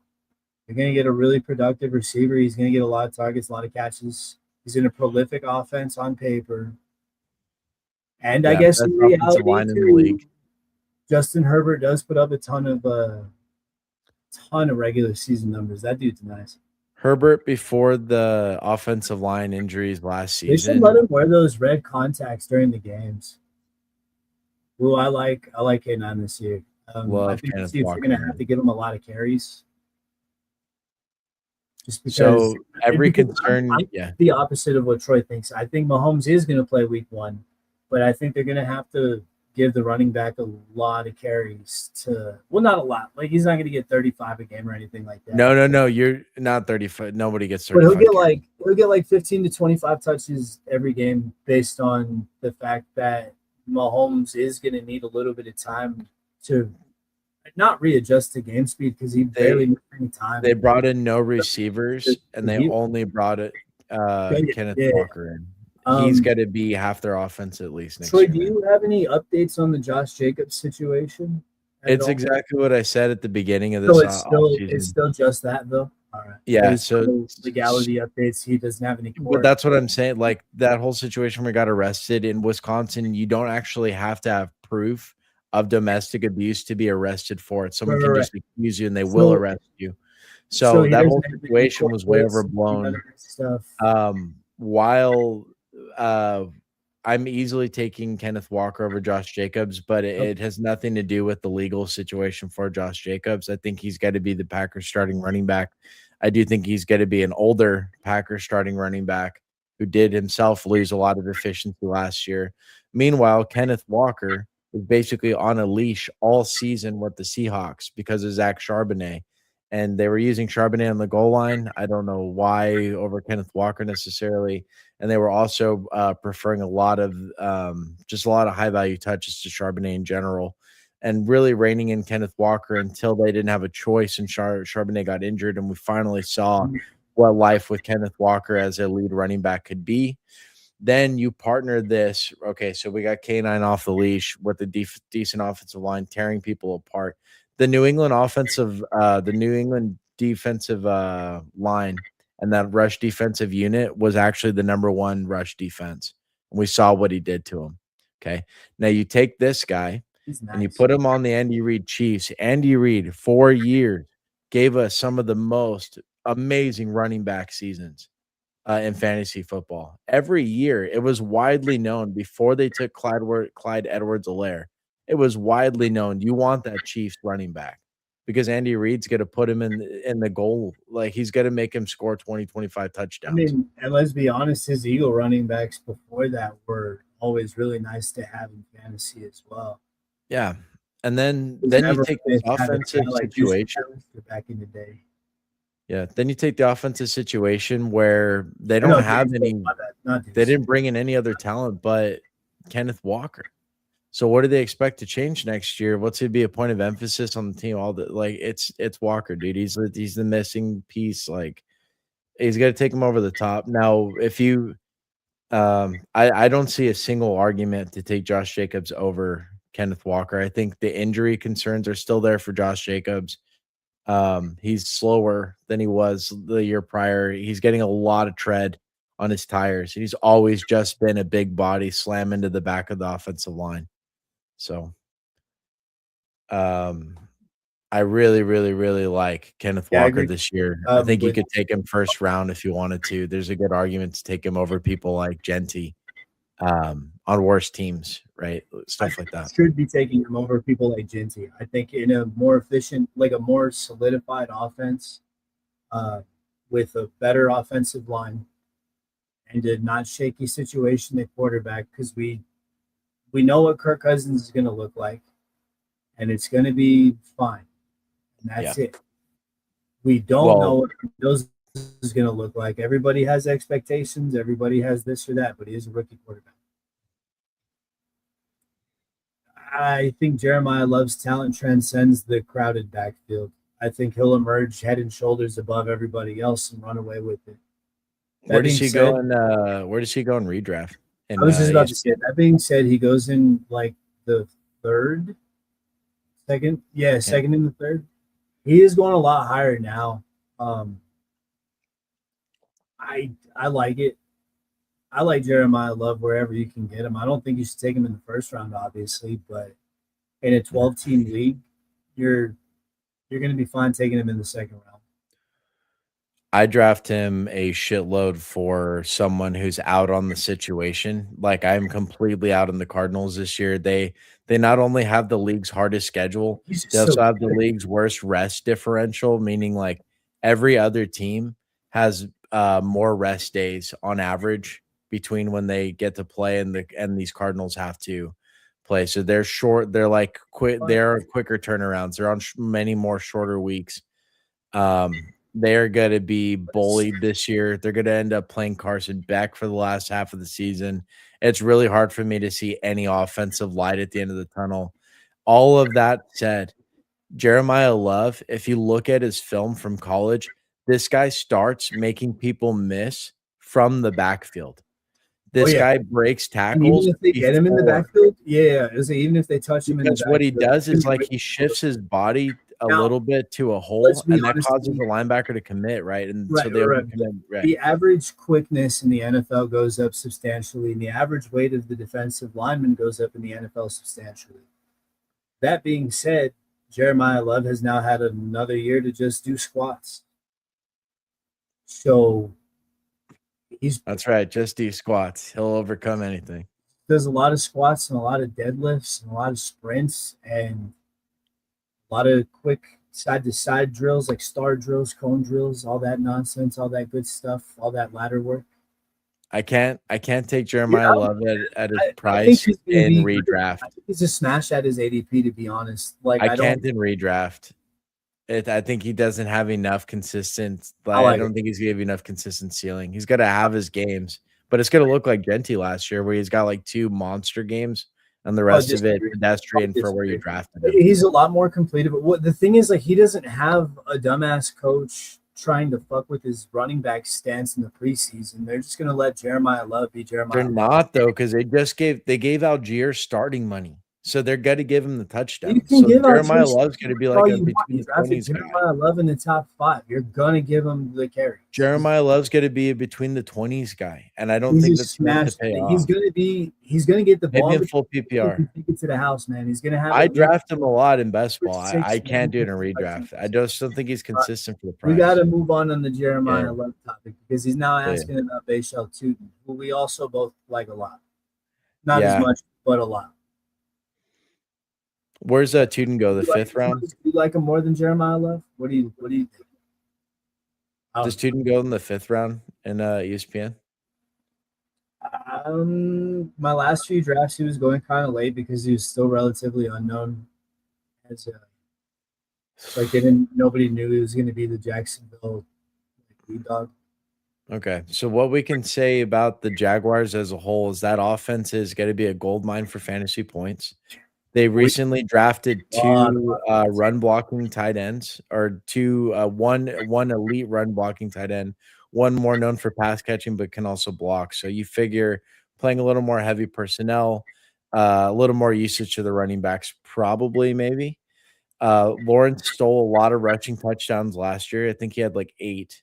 I think it's a big pie though to split a lot between a lot of pieces, a lot of mouths. At the end of the day, the split last year between Etienne and Tuten looked like Etienne took a lot of the goal line.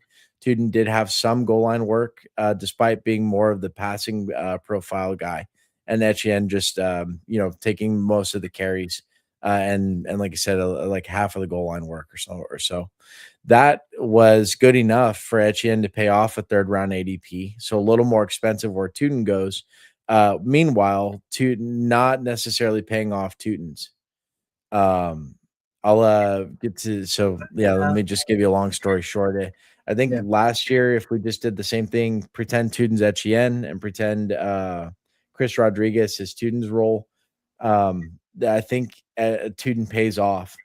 But what's different than last year is that Chris Rodriguez, the other running back in the Jaguars, I think he will be the goal line back.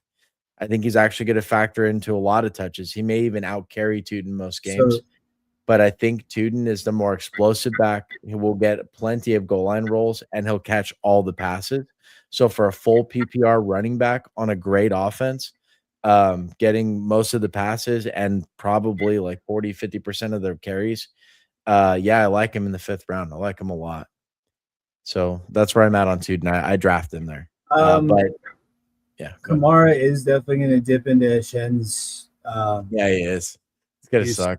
It is Alvin Kamara. You know what I mean? Like it's not going to be a lot of it. It's just going to be noticeable. The Saints tried to get rid of him, and he was literally like, "I'll I can't remember where I was seeing him being drafted. It was somewhere in like the 5th or 6th round in my last draft, but it was a little earlier. Etienne or Kamara? Etienne. Nobody's drafting Kamara in the 5th round. He was still bubble retired at that point. It gets, I don't know, redraft can be crazy. I've seen like Mahomes go number 1 overall. Well, I saw Malik Neighbors get drafted at 101. I'm not writing anything off, but I was talking about consistently. Etienne's being drafted pretty high. I think he pays off his draft capital. Yeah.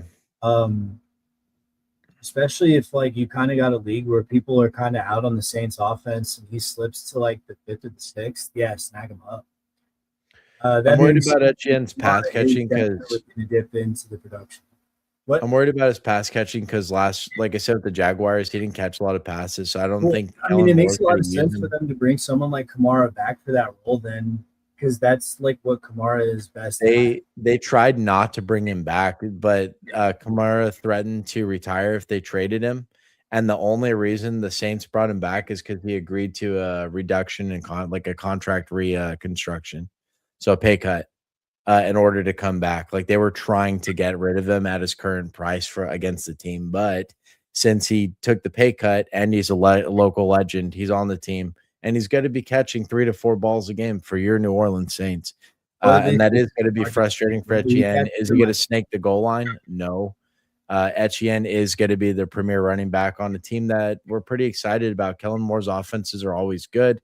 They run a lot of plays, and that shocked people last year because of Tyler Shaw as a true rookie. You figure you play this slow, right? You run a lot, keep the ball out of the rookie's hands. This team's lining up like over and over again and going quick off the ball. They ran a surprising amount of plays for an offense you normally try to hide, and so a lot of opportunity for the team in New Orleans. I like them overall, and I think Etienne's going to be just fine despite Kamara coming back. So you're not worried? I where does Etienne go? You said 5th round? Hell no, I'm not worried. Smash Etienne in the 5th round. Now, If this is like say a third he's round going, price, like, and you got to say, yeah, take I was him about to over. say, if the ADP moves up to the third round, are you worried? So who do I got to take him over in the third round? Is that like Kyron Williams? Is that like Brees? A lot of guys in the I'm third taking round. him It's a over lot. those. I'm taking him over Brees, but I don't know if I'm taking him over Kyron in a redraft because Kyron, I know is getting 15 points, like touchdown, some combination of carries and some combination It's of going to pass. get to 15 at some point. Yeah. He's just Okay. getting there. Like So that being said, I guess the worry the worry comes from where you're able to get him. If he's able to sit in the fourth, fifth, or sixth, yeah, you're probably getting really good value. You're not worried about the production at all. the word comes from a But if like you're a drafting systemic him risk. We're still third, talking about the Saints. yeah, Not as good of an right. offense on paper. He is going to lose some of the pass down work. We said this is PPR. And then yeah, it's just like compared to some of the other names around him, why am I not going to take Javante and that touchdowns on the Cowboys? I just feel like there's stronger positions, but Etienne, the talent and the situation still pretty good. I think like up to the third round is where I would take him. Yeah, I can agree with that. For sure. Um, I'm gonna get that for sure. yeah, no, on this, I don't know. The Saints offense is going to be weird this year, but It's gonna be good, man. productivity. It's going to be It's gonna be weird. good. Kellen Moore runs weird offense. I It's don't know gonna about be this. good, and the defense is gonna suck. It's He gonna be looked like fun. shit in Dallas, dude. I hated Kellen Moore's offense in Dallas. I wanted him to go so bad. I was so happy when somebody else got him. He's Like, succeeded everywhere he's gone. Kellen Moore being in system is the reason that we didn't promote. Oh goodness me, oh my! He's the coach of the Commanders right now. Oh, Dan Quinn. Yeah, Dan Quinn. He's the reason we didn't promote Dan Quinn the head coach. We thought we were gonna like he was the coach in waiting. Kellen Moore was, and then we kept him another year longer than we should have. We need to bounce his ass. Christ, it's Because tough. I don't want to talk about Dan Quinn leaving anymore. Kellen Moore's dumbass offense.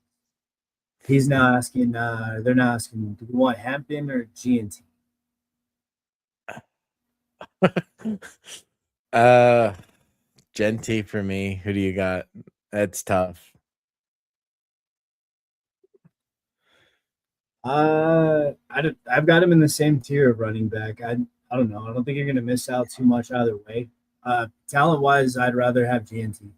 Like if I'm building my team from scratch, like a real NFL team, I'd rather have GNT on it than Hampton. But fantasy wise, I think their production at the end of the year will probably look pretty similar, and you'll be pretty happy either way. Or you might be pretty pissed either way, depending on how early you draft. Yeah, easy fade on HN. Though I went back and looked at last Yeah, year. it at his ADP, yeah, it's an easy fade. It's still an intriguing spot, right? Because that ball is not going to leave very far from the line of scrimmage a lot with Malik Willis back there. You The almost want to take defense them so just to bad. see what it looks like. What if Malik Willis just blows up and Miami's offense is the best in the If league? they're halfway decent, he's an awesome pick because he's a better talent than a lot of the names around him. But it's like take Hampton. I'd easily rather have HN than Hampton. If I knew that Miami's offense is going to be okay. And here's my thought on Hampton real quick. There's a real risk that that's like more of a committee than anyone's willing to admit at this Mhm. point. There's a couple of reasons for that. We saw Kamani Vidal just explode onto the scene as a second year back. His rookie season, the guy did fucking nothing. Jack shit. Took him in a lot of best ball drafts at absolutely fucking nothing. Of course, faded him last year because I didn't see anything from him the year before. The beat reporters left him for dead. Like there wasn't a word on him over the whole summer. And then out of nowhere, this guy's in 100 rushing yards every other week when he gets his opportunity this last year. And I'm just looking like an asshole because I had him everywhere 2 years ago, nowhere last year. So he really made me eat the fade last year.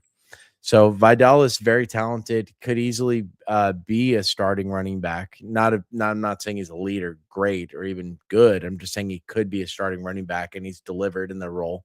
So a guy that could carve out some carries for himself. Then here's the bigger like on paper threat. the Chargers the Chargers coaching room this offseason had wanted posters pasted all over it by Mike McDaniels, the new offensive coordinator, former head coach of the Miami Dolphins. Mike McDaniels, offensive guru, genius mind, right? Pastes wanted posters. And whose face is in the middle? None other than Keaton Mitchell, new running back for the Los Angeles Chargers. Extremely explosive profile, over 5 yards a carry on a meaningful amount of carries for the Ravens 2 years ago. Got hurt last season and the Got to season be a prior bit for of that a matter. rivalry to Hampton, no? Just an absolute role player for this team. Very explosive. Mike McDaniel sought him out at the running back, right? And while I don't believe Keaton Mitchell is going to be getting 10 attempts a game, I think his 5 to 7 and likely passing usage is going to limit Hampton. And Hampton, like we saw him really benefit last year from these like shorter passing game and goal line work. Much the same as like Cam Scattaboo, just like high value touch kind of guy, and he gets all of them. I don't know if he's going to this year. I think the offense is going to be amazing, much better than the Raiders situation. So what we have here is like with Hampton, I love the situation. I don't think the volume's going to be anywhere close to what Genty sees. Genty's going to touch his fucking ball like 300 times next year. With Clint Kubiak, holy shit, it is going to be Genty and Bowers every other play, every play between those two. Genty Bowers, Tucker deep shot. That's it. Getting a Like combined 15 Jalen yards Naylor per dig. drive That's before it. they have to punt the ball away or attempt a field goal. I don't know, man. Kubiak has surprised people. That Saints team I from don't 2 believe years it. ago, 40 points a game and dropping it on the Eagles too. Quarterback's so important in the NFL, man. The Seahawks were supposed to have the worst offensive line last year, and he turned them into the goddamn Super Bowl champions, man. Kubiak is awesome. I'm not doubting. Turn nobody in the Super Bowl. I'm not doubting him. And Genty succeeded well enough his first year with truly nothing and not as good like on the way back. I think he's going to be great The this year. Seahawks are going to repeat, and it's going to look good. So for me, it's Genty over Hampton just because of the volume concerns. Genty over Hampton. But situation, you like Hampton better. So to answer the next question, because that was kind of a long one. Yeah, we're probably fading a Shane and feeling comfortable with it, but there is intrigue. You might want to take him. If he falls on you, if he gets to the third somehow. If you can get him in the third round, that's cash. Yeah. I'm taking Chase Brown over GNT 100%. I'm not, but I like Chase Brown a lot. There's no shade against Chase Brown there at the second round price. That being said, when we're discussing top players like this, there should always be a perma asterisk that there's no shade to any of them. We're comparing like gold to diamonds. Well, there are. Hampton, I've got a lot of shade there, right? Like I'm saying, it's not gold or diamond. That was just objective. I don't think Hampton's even gold. I just that he was dog shit at running back. I think Hampton's the most talented situation for a talented guy. That's not shit. I just think he's the most talented all-around back in a really good situation, and that warrants. Oh man, dude, I bet he feels really bad hearing something like that. But he's not the way I would talk about Genty or Jonathan Taylor. I don't think he's a talent like that at all. Well, no, because Genty and Jonathan Taylor are like awesome. I think Hampton is not very good in comparison. And he's going to slash your throat like it too because he's just like that. What I'm trying to get at is I don't think we're comparing gold to gold here, or even gold to diamonds or anything. I think Hampton's like Brown and GNT, I think we are. Chase Brown, I think, is a solid running back. I don't think he's Genty. I don't think he's anywhere close to as talented as Genty. I think the fantasy points are exactly the same. I think Chase Brown is going to overproduce. I think he's going to produce more fantasy points than GNT does. I think that's going to happen.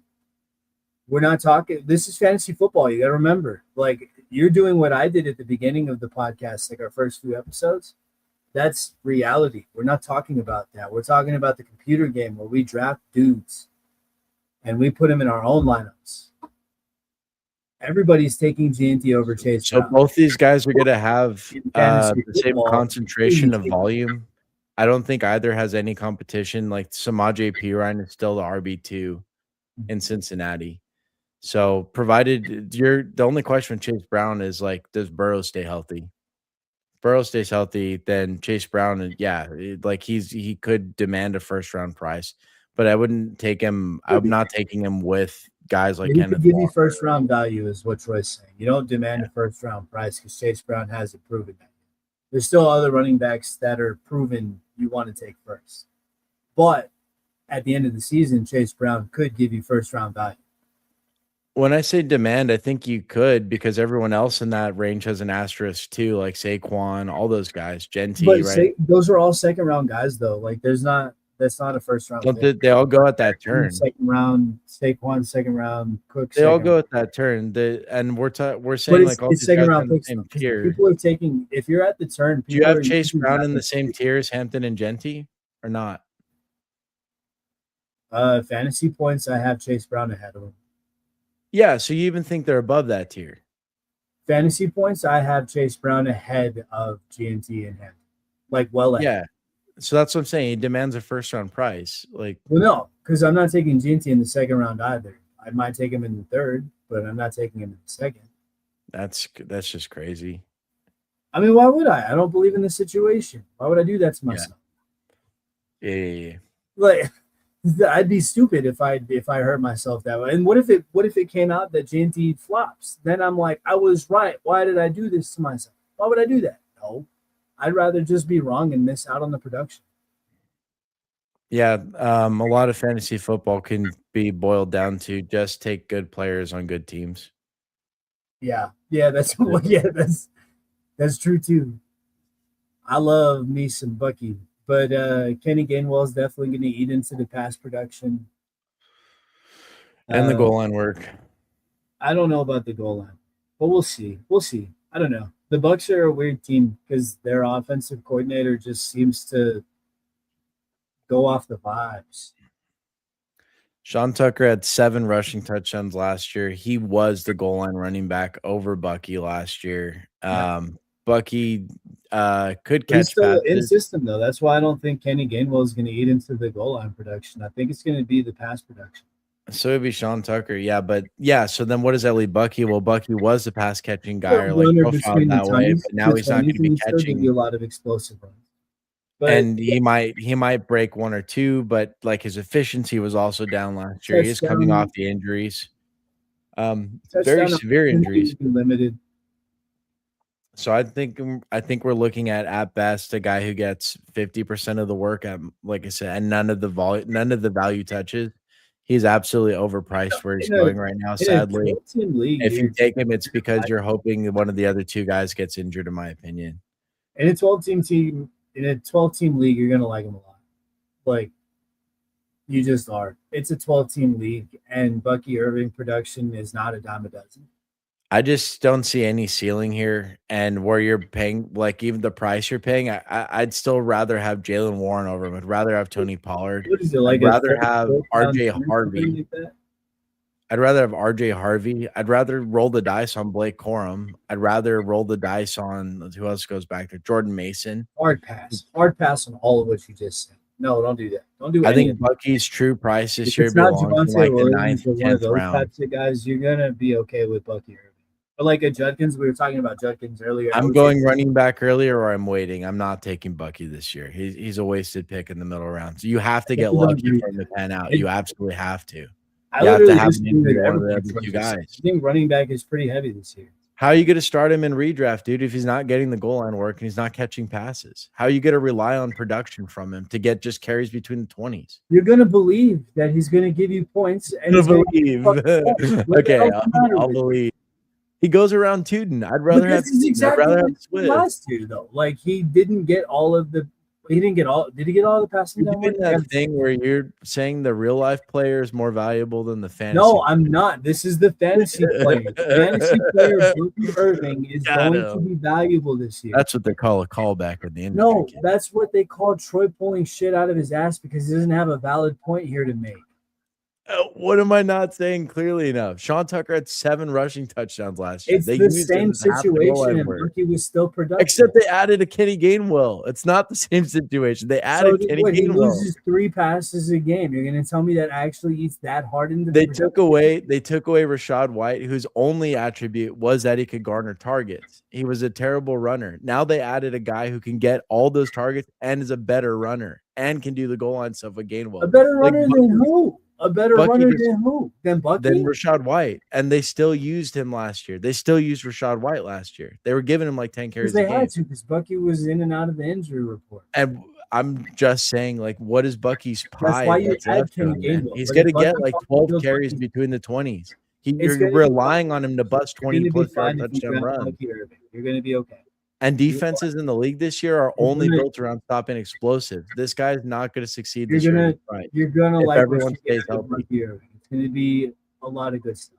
All I got to say, I'm out on Bucky at his price. I'd rather have everybody else around him. Somebody who's out. Gibbs, easy. Gibbs, easy. Nowhere close. It's because we talked about it earlier, but the knock is the same shit we talked about earlier. The offense is so prolific and their schedule is so easy that perhaps they pack in every game by halftime, and Gibbs is they're going to score so many touchdowns this year.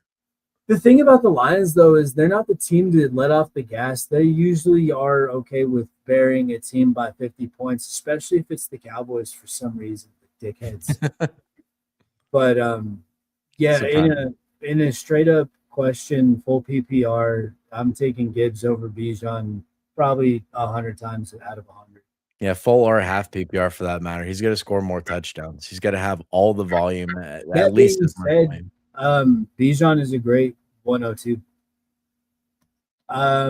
So if you're not drafting scared, go ahead.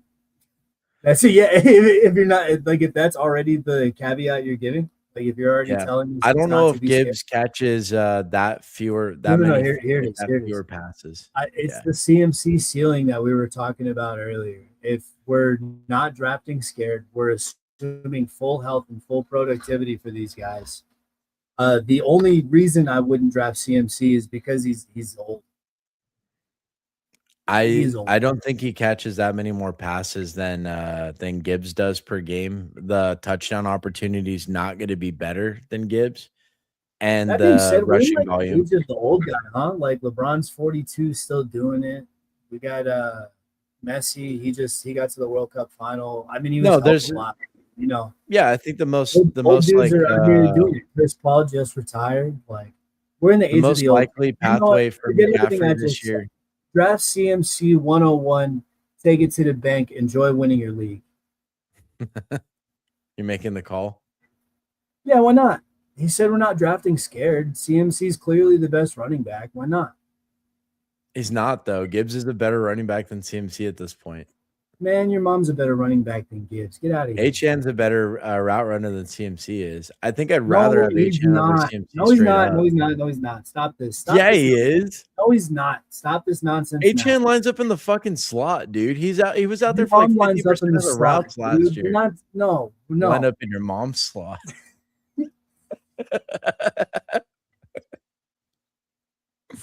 Yeah, good for you, I guess. There goes. For you, boy. Good for you, man. I don't agree with anything he just said. None of it.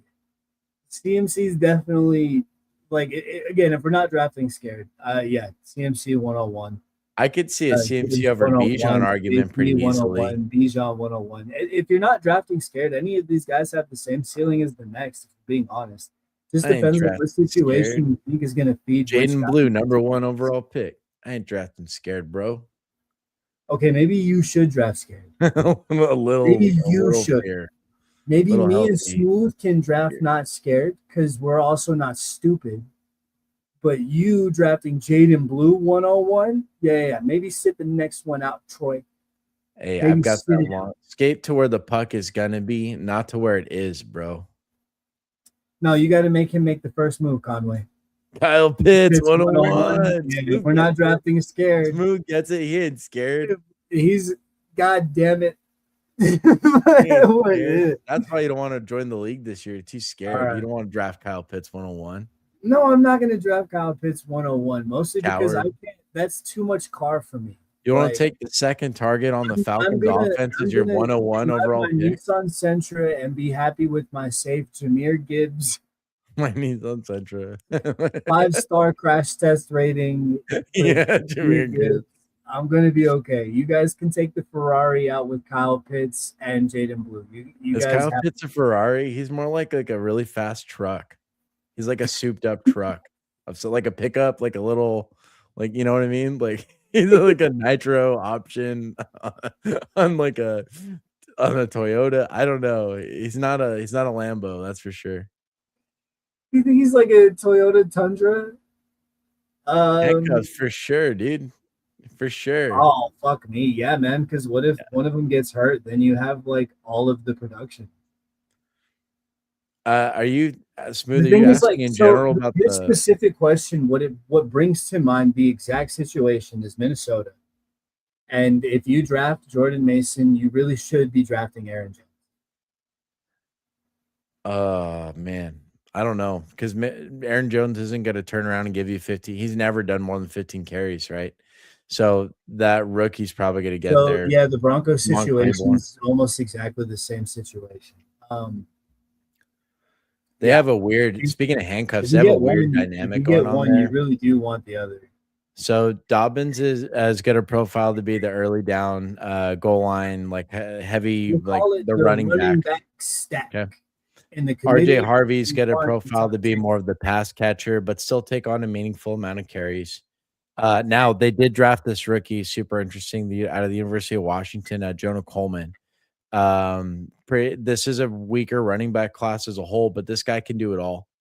He's a very good runner, good pass catcher, just solid all around running back.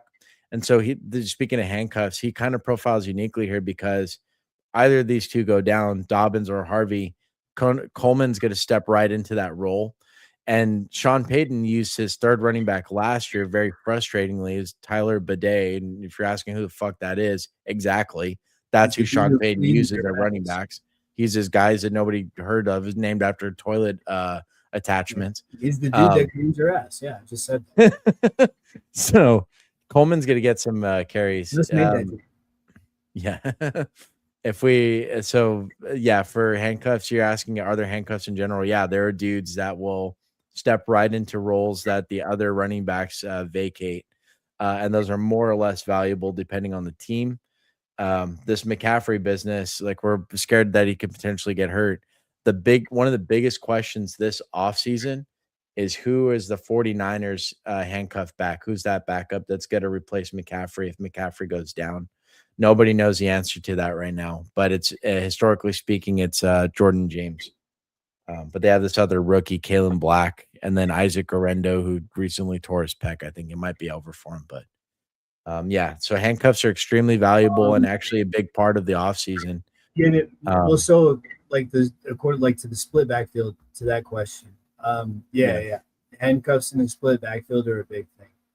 yeah, Um, and very at valuable. So depending on the format of any fantasy given you point in play, time, usually they're a split backfield because one or the other of them has injury concerns anyway.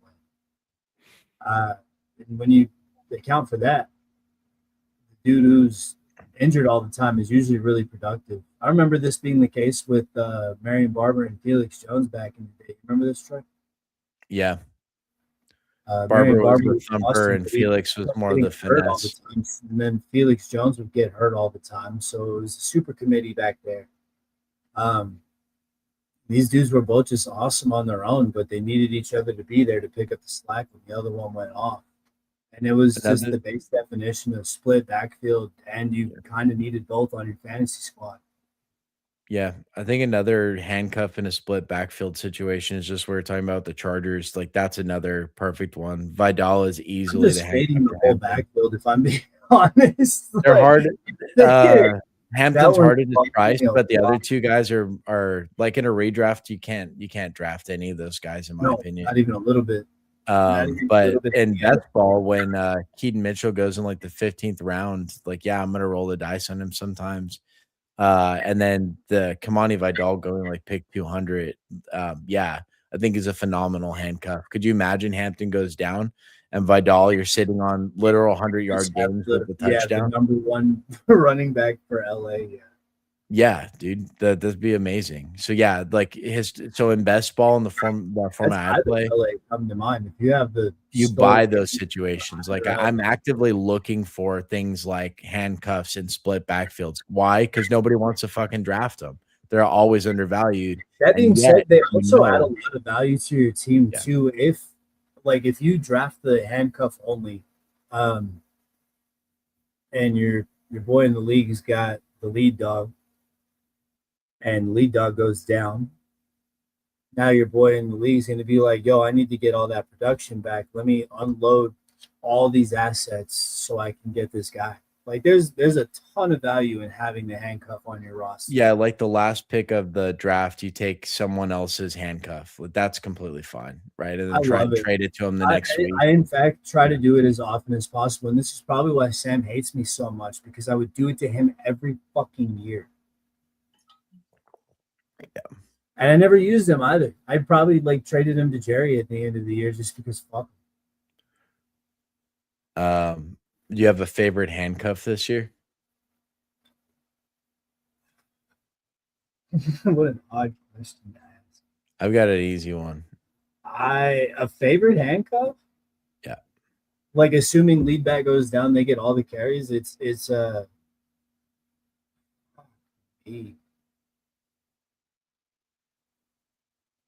yeah, I'm tied between Jaden Blue or Tank Bigsby. Yeah, Tank Bigsby's easy for me this year. Easy It's lead just because handcuff. Tank Bigsby because you know they're gonna have to feed him. Like it's the It's because situation. he showed it. That's why I'm excited, because he showed that he could take those 20 It's carries and yeah, produce. That guy's a legit yeah, starter. that's He's true. ready, That's man. probably why I would take Yeah. Tank over And the Jaden. situation's But the awesome. Like, all it situation takes is itself Barkley. is Yeah. just wow. Yeah, on both cases. Philly's just going to be a pain in our ass this year, huh? You did mention Jaden Blue, and I don't It's think the I'm as situation. It's just the I situation. don't think he's a 20 carry back. I think Malik Davis is actually going to factor in heavily Do you think they if would do a full committee if I just Javante think it goes would be a split. I'd be straight up split backfield. I down? I think both think that's guys get 10 to probably why 12. you keep Malik Davis on the roster. If you're going to hand running back two over to Jaden Blue anyway, you only keep Malik Davis on the roster because he profiles closer to Javante than Jaden Blue does. And you don't I want mean, to lose. he's more of a thumper, right? Like, yeah, Well, like he's we saw we saw Malik Davis play really well in his loan opportunity last season. yeah. So I So don't. I think they'll load him up on carries. I think Jaden Blue will retain the passing down role and Okay, then get so more I guess carries. to Yeah. reiterate that it's whoever you believe the handcuff in Dallas or whoever you believe the handcuff in Philly is going to be. Those would be the guys you want to look for as far as. Philly's interesting though, because they really have like Will Shipley behind him, but But you he's may not been need in relegated. a redraft. You may not need to draft these guys to be honest. In a redraft, No, probably yeah. let them sit on the waivers until the injury happens. But We are as not soon as talking the about names injury you happens, you draft jump. unless you want to lock up the rosters. Like, you're losing a bench spot by keeping Mhm. Bigsby there. Maybe worth it, but I wouldn't Yeah, do it necessarily unless it's it's a really definitely deep a league. gamble, and that's like Yeah. in a redraft league, like in an ESPN. You definitely don't want to. You can't really waste these roster spots, especially if your league needs you to have like a second defense, or God forbid you need a second fucking kicker. Um, I'm never gonna roster two kickers. There's no situation where I could possibly. I'd have to have the number one kicker, and then he just had a cold or something and missed, and he was making like 6 field goals a game. Besides that, I I usually luck out with my kickers. I don't need to have a second one, or I'm usually able to you stream don't them ever pretty need to have well. a second one. Yeah, I just don't. stream. I have had several years and several leagues where I've had to have two kickers on a roster at several different times throughout the season. It's like How? I would have to drop a bench player That's to great. I wouldn't lose the value of the to bench hold my player. kicker. Just stream. Like, It's I mean when you have the number one kicker in fantasy that year and the gap between number one, number two, number three, and number four is so huge, you kind of can't afford to miss out on your number one kicker production, so you can't drop him. You don't want to run the week without him or without the kicker production, so you got to pick somebody up, drop a bench player. I don't know if I've experienced an irreplaceable What kicker what yet. I have lucked out Brandon Aubrey last year. Well, no, actually, the Seahawks Pretty kicker great. last Yeah. year. The Seahawks kicker last year was fucking. Yeah, Matt Gay. Is that who it is? Yeah, I think it's Matt Whoever Gay. the kicker is for the Seahawks, his production last season was fucking. It was like Yeah, I had him in the family league. He was great. running back 2 levels. It was absurd. Like he did score a lot of points. But that's what I mean. Like if you're getting running back 2 levels from your kicker every single week, you can't drop that. Like you can't, because somebody's going to pick him up, and you only needed him gone for the week. But you've also been relying on his production all season long because he's putting up running back 2 levels. So you can't miss out on that point production entirely. So you got to get somebody who's going to give you like 6. I guess you got to evaluate your roster because that's coming up on like by week 11 this year is Bipocalypse. It's got a lot of the great teams on bye week: Seahawks, Rams, Packers, Falcons. That's why you got to buy into teams like the Browns because they don't have dumbass bye weeks. The Browns bye week is week 11 is as well. Week 11? Yeah, it's week 11. It's week 11. Oh, the Patriots too are the other week 11 team. So yeah, during that time, man, if I'm coming up on week 11 this year, there's no way I'm rostering 2 kickers. I don't care what my kicker's doing. My kicker would have to be like picking up the ball and running it in himself to be for me to have 2 fucking kickers. Need that dude to kick the punter, take the ball, and throw it to yourself. Get the PPR point every time he's on the field. Throw it to yourself. Get the PPR points. Get the receiving yards. Get the passing yards. What if get we put in touchdown? Get in a water boy type situation where we line up the best and meanest guy they have on the roster as the end, and we have him then loop around the kicker and be the lead blocker. The holder will then lateral the ball to the kicker. Pass. And they're now running behind our meanest guy who's going to lay out not 1, not 2, but 3 guys en route to him scoring a touchdown. That depends. Did someone talk bad about his mom before Did someone talk bad about his mom before the play? Because that's pretty crucial. He didn't need it at this point in the season. At this point in the season, he's pretty just locked in. He just knew we needed that out of him, and he could just tap into it whenever. It was like Goku going Super Saiyan. Like he just could do it. Supreme Super Saiyan. Yeah. I like that comparison. yeah, I like that comparison. Bobby Boucher is the Waterboys universe's Goku. Agree or disagree? Oh, no wonder my sound sucks. Hang on. Why would you say something so controversial yet so brave? Because it's true. It's true. Damn. I was just looking at the rankings. My sound was dog shit. I don't have my mic plugged in. I've been using my laptop. Smooth. What else you got? You got any more questions? Or I was thinking it's kind of late to hop into a draft now. We're gonna have to wrap up soon.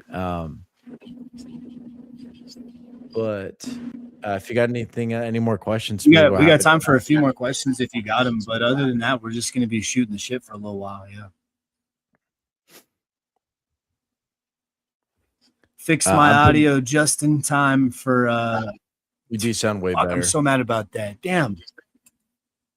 Damn, that sucks. Oh man, I'm so mad at myself. That was 2 hours, Troy. 2 hours. You should have said something. Be like, hey, Goo, you sound shittier than normal. You actually, that's the thing, is you didn't sound shitty.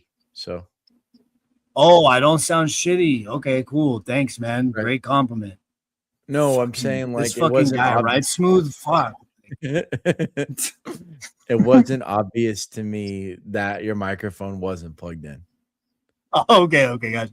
Sounded probably like I was just further away from the mic. Dude, I was fucking with it. I brought the mic closer to me. I was moving the angle on it. I was like, man, this shit is just bad. Like, I hated it. And now I hate them. I was looking at my desk and I was like, that's an extra cord. It's one extra USB. And then fucking put it together. I am an idiot. Well, in technology. In fantasy football, I'm actually pretty smart. You good. Real football, too. I do want to start doing some commentary on real football, too, as we get closer to the season. I think it'll be a little bit funner. Get people rather like as a, like for like I think it'll be funner for us to get into to analyze the real life aspect of it as well.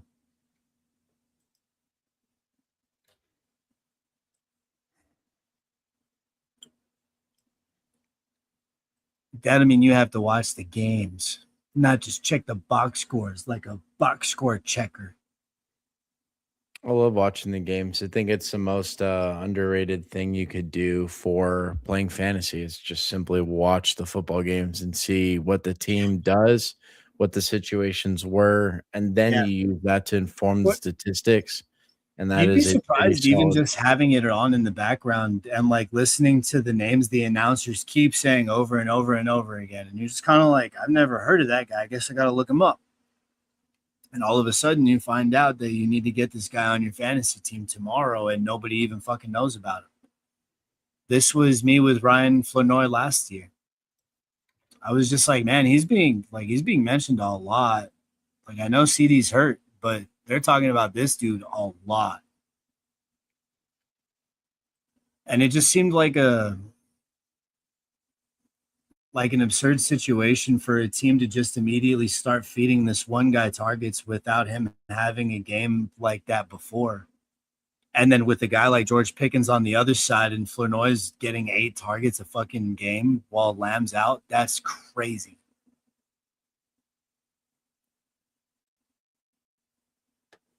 Yeah.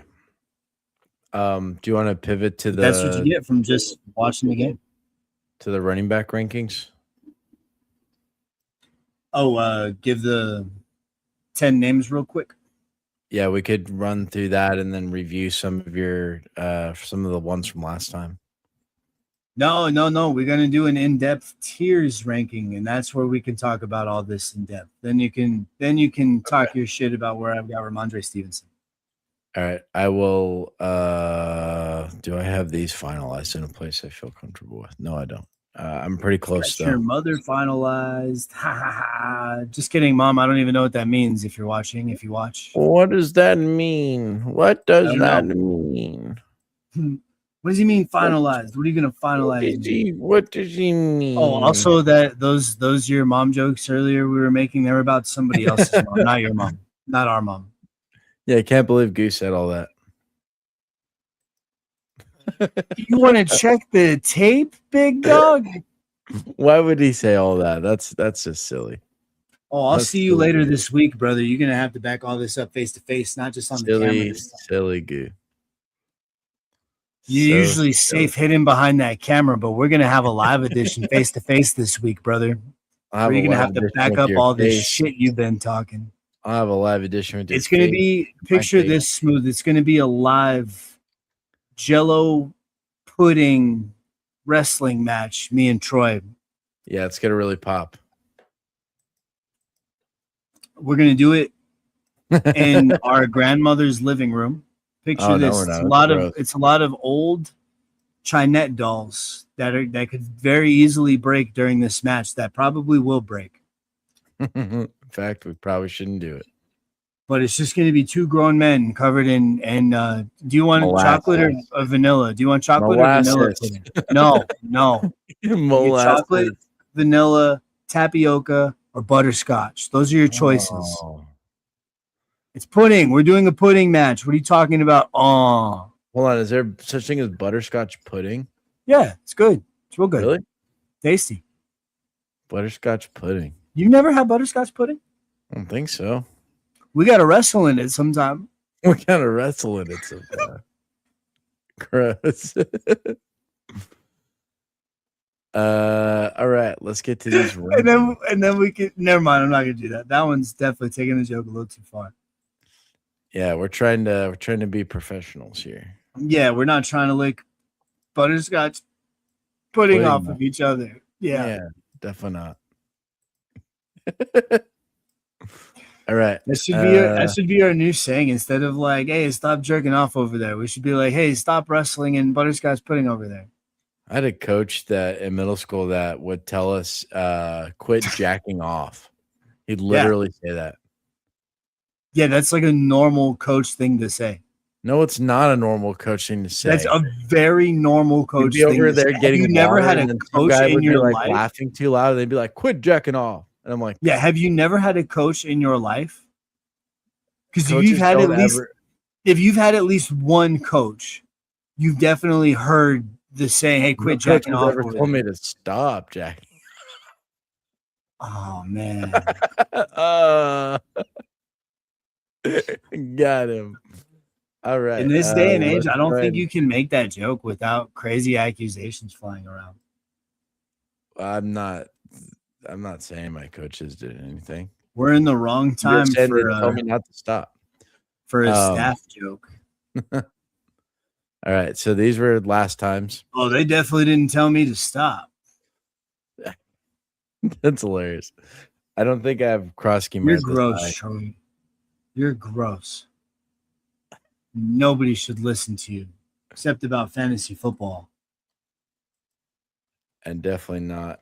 No, none of that. Stop it. All right. This is 29 through 20. Here we go. 29 through 20. Yeah. Who you got? I can't read my writing. Happens to me all the time. I'll go first. No, I'm just kidding. No, I'm just kidding. Wouldn't that be crazy? Who wrote these fucking notes? No, I'm just kidding. I'm the only note taker here. It's my handwriting. It all looks like shit, and it's really tiny. At number, what are we at? 20? 29. Yeah. I got Rashad White out of them Washington Commandees. Out of the Commandees. Rashad White, 29. I am figuring it out, but you're going to hate this. Is it Armand? It is Mr. Armand. Bucket. You're stupid. Bucket Irving. You're lucky I'm not making you defend your rankings today. 28. I don't need to defend anything. This guy's a between the 20s running back this year. Hey, we're not defending today. We're defending another day. Today we're just I ranking. didn't even have to defend. Today we're just ranking, dog. Shit. So why don't you get on with your rankings and write down my rankings? Yours? Okay, fine, I will. I got Rico Dowdle. Rico How about that? Suave. How do you like Rico Suave Dowdle? I like him. We're pretty close on where he ends up for me. But I got Ramondre right here. Nice. Nice. All right, who you got next? I can't believe you gave me shit about Ramondre and you got him 10 spots higher. Fuck off. Well, look at the names you put him behind, dude. Like Aaron Jones, I don't like nearly as much as you do. Pacheco, like, talk about fuck off. Pacheco's not even in the top 50. Bro, why don't you fuck off and write down Warren for me? Because that's who my next ranking is. Jaylen Warren. Yeah, I got Warren running right. Like, I think Pittsburgh are going to have a fine backfield, and they're both going to piss you off enough that you don't really want either one of them. But you're going to end up having to start one of them 1 week because you're that thin at the running back position that week. It's going to suck. You're going to hate it. But they'll give you like 10 points. But that's cool. I think you got a fine brain, Jack. I got Jadarian Price as the next one. You're dumb. Fuck you. All right, who you got next? Tony Pollard. Okay, we did. The funny thing here is we kind of did the same thing with Rico and Jalen, putting them literally back to back, except full PPR. I'm gonna say Jalen probably is the better back, but half. I think Rico has shown such incredible work usage that he might finish this season better. Aaron Rodgers does throw to the running backs and a lot, and he's probably never going to do it more than this coming season. So Jaylen Warren is probably profiles to be a great pick, but All that said, I got Mr. Rico right here. Rico Dowdle. And I'll go ahead and reveal the next one because it is There ain't a exactly dowdle in my mind that he's going to have a fine season. I like Rico a lot, man. He's good. He's real good. Yeah, he good. Next Ain't I a got dowdle about it. Shubble Bubble Telescope out of the Carolina Panthers. Chubba Bubble. I was way lower on him than this. I don't like him above Tony Pollard. I think they're both bad offenses, but he's not. He's in a split backfield this year. Jonathan Brooks is coming for that job, sir. I like Jonathan Brooks a lot. He's up. He's committed. He had his first. I've got him ranked in my top 42. I think the Panthers' offense is going to be a lot better than people are going to give them credit for this year, especially just fantasy wise in particular. Oh man, I don't. In real life, I don't know what they're actually going to produce. I don't know what it's going to look like, but I think fantasy wise, the two running backs there are going to have pretty good seasons. Keep in mind, we're still like what in the bottom 25 of like 25 to 40. So we're in the bottom 15 of these rankings. It's not like I think these guys are going to have world beating seasons. I just think they're going to be better than people are giving them credit for. Yeah, completely fair. That being said, I'm not defending today, so I should fuck off with that. I got Monty next. I was defending myself there for no fucking reason. That's for another day. But yeah, D Monty. I got D Monty. I have Mr. A birthday cake. Birthday Cake Judkins. Birthday Cake Judkins, eh? I've got Birthday Cake Judkins.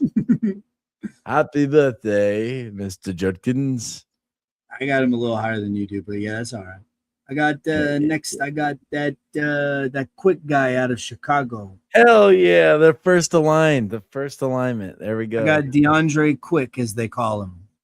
Yeah. Oh, Swift. Yeah, DeAndre Swift. I got him. Taylor Quick. Taylor.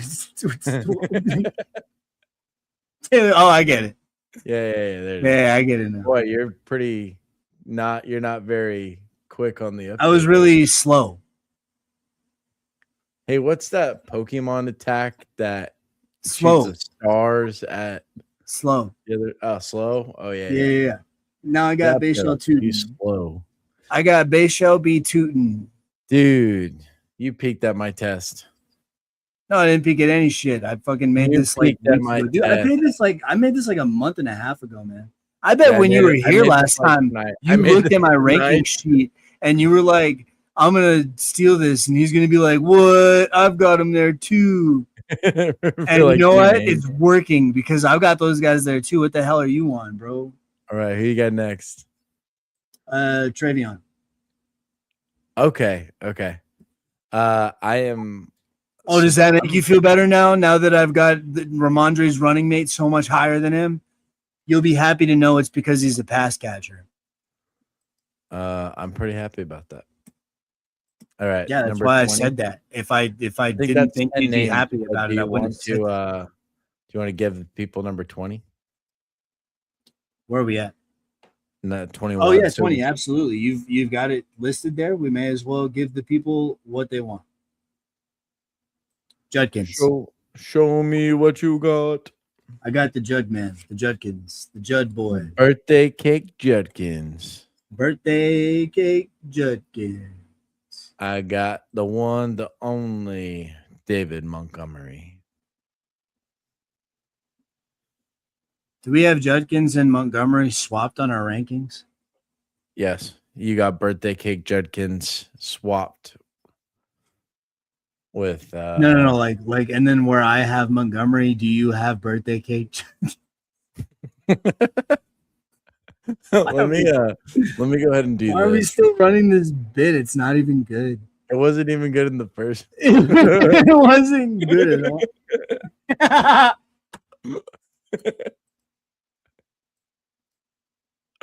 There we go. Make sure you. Okay, good. You already did. I was gonna say make sure you format the cell. Let me go ahead and do a whole find and replace just in case he's somewhere else. Yeah, dude. Ken, Sean. Make sure you also do Don T. Don T. Who's Don T? My redaction fans will know about it. Don T. All right. So who do I replace Don T with? No, not you. I was making a joke. Other people will get that. If you don't get it, you don't get it. I hate when you make jokes like that. To the general public and not to me. Not to me. I didn't even know you knew the military. I've known like 2 militaries in my life, bro. Yeah, general public and Captain I've known at least 2 militaries, at least. I know maybe even 3, 3, bro. Because I also know private parts. That's not a military person. You're a liar. Captain Obvious is. Captain Obvious isn't even obvious. Public. All right, so we're taking Troy off me and the visual. Troy and me off the visual. Jesus Christ, what the fuck did I even just say? Going through the list here, we got 40 through 20 listed out for everybody. Nice. We are going to do later on, as the off season progresses, we get closer to the regular season. We'll do a tiers draft or a tiers rankings, rather, where we put these guys into groups based on where we think their point production will actually finish up. And that'll give you guys an idea of like, oh, well, I missed out on Birthday Cake Judkins.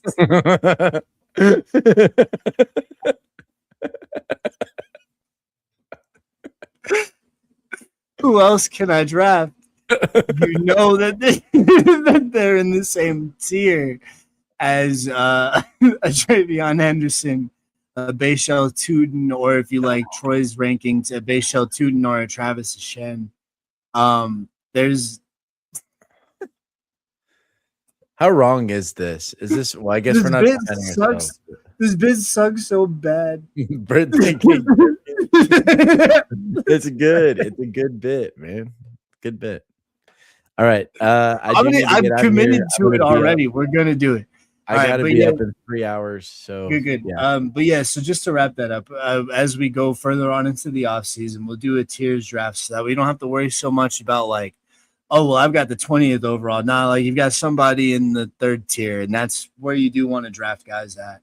3rd tier and above, you're getting good value. You'll be all right. That being said, Troy, you look like you're cooked for the night. You're done. Hell yeah. I need to be up in 3 hours. All right, big dog. Oh, Jesus, that's horrible. There we go. That's the one. Big dog. All righty.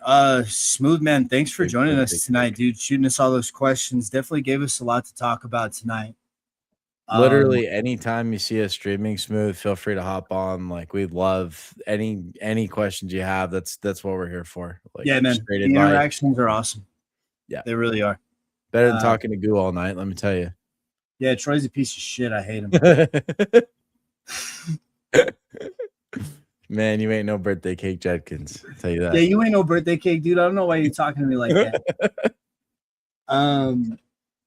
But yeah, man, dude, thanks for joining us tonight. And for anybody who watches this after the fact or catches up on our shorts, man, thank you so much for your participation. Any likes, comments, subscribes to the page, obviously, are awesome. Yep.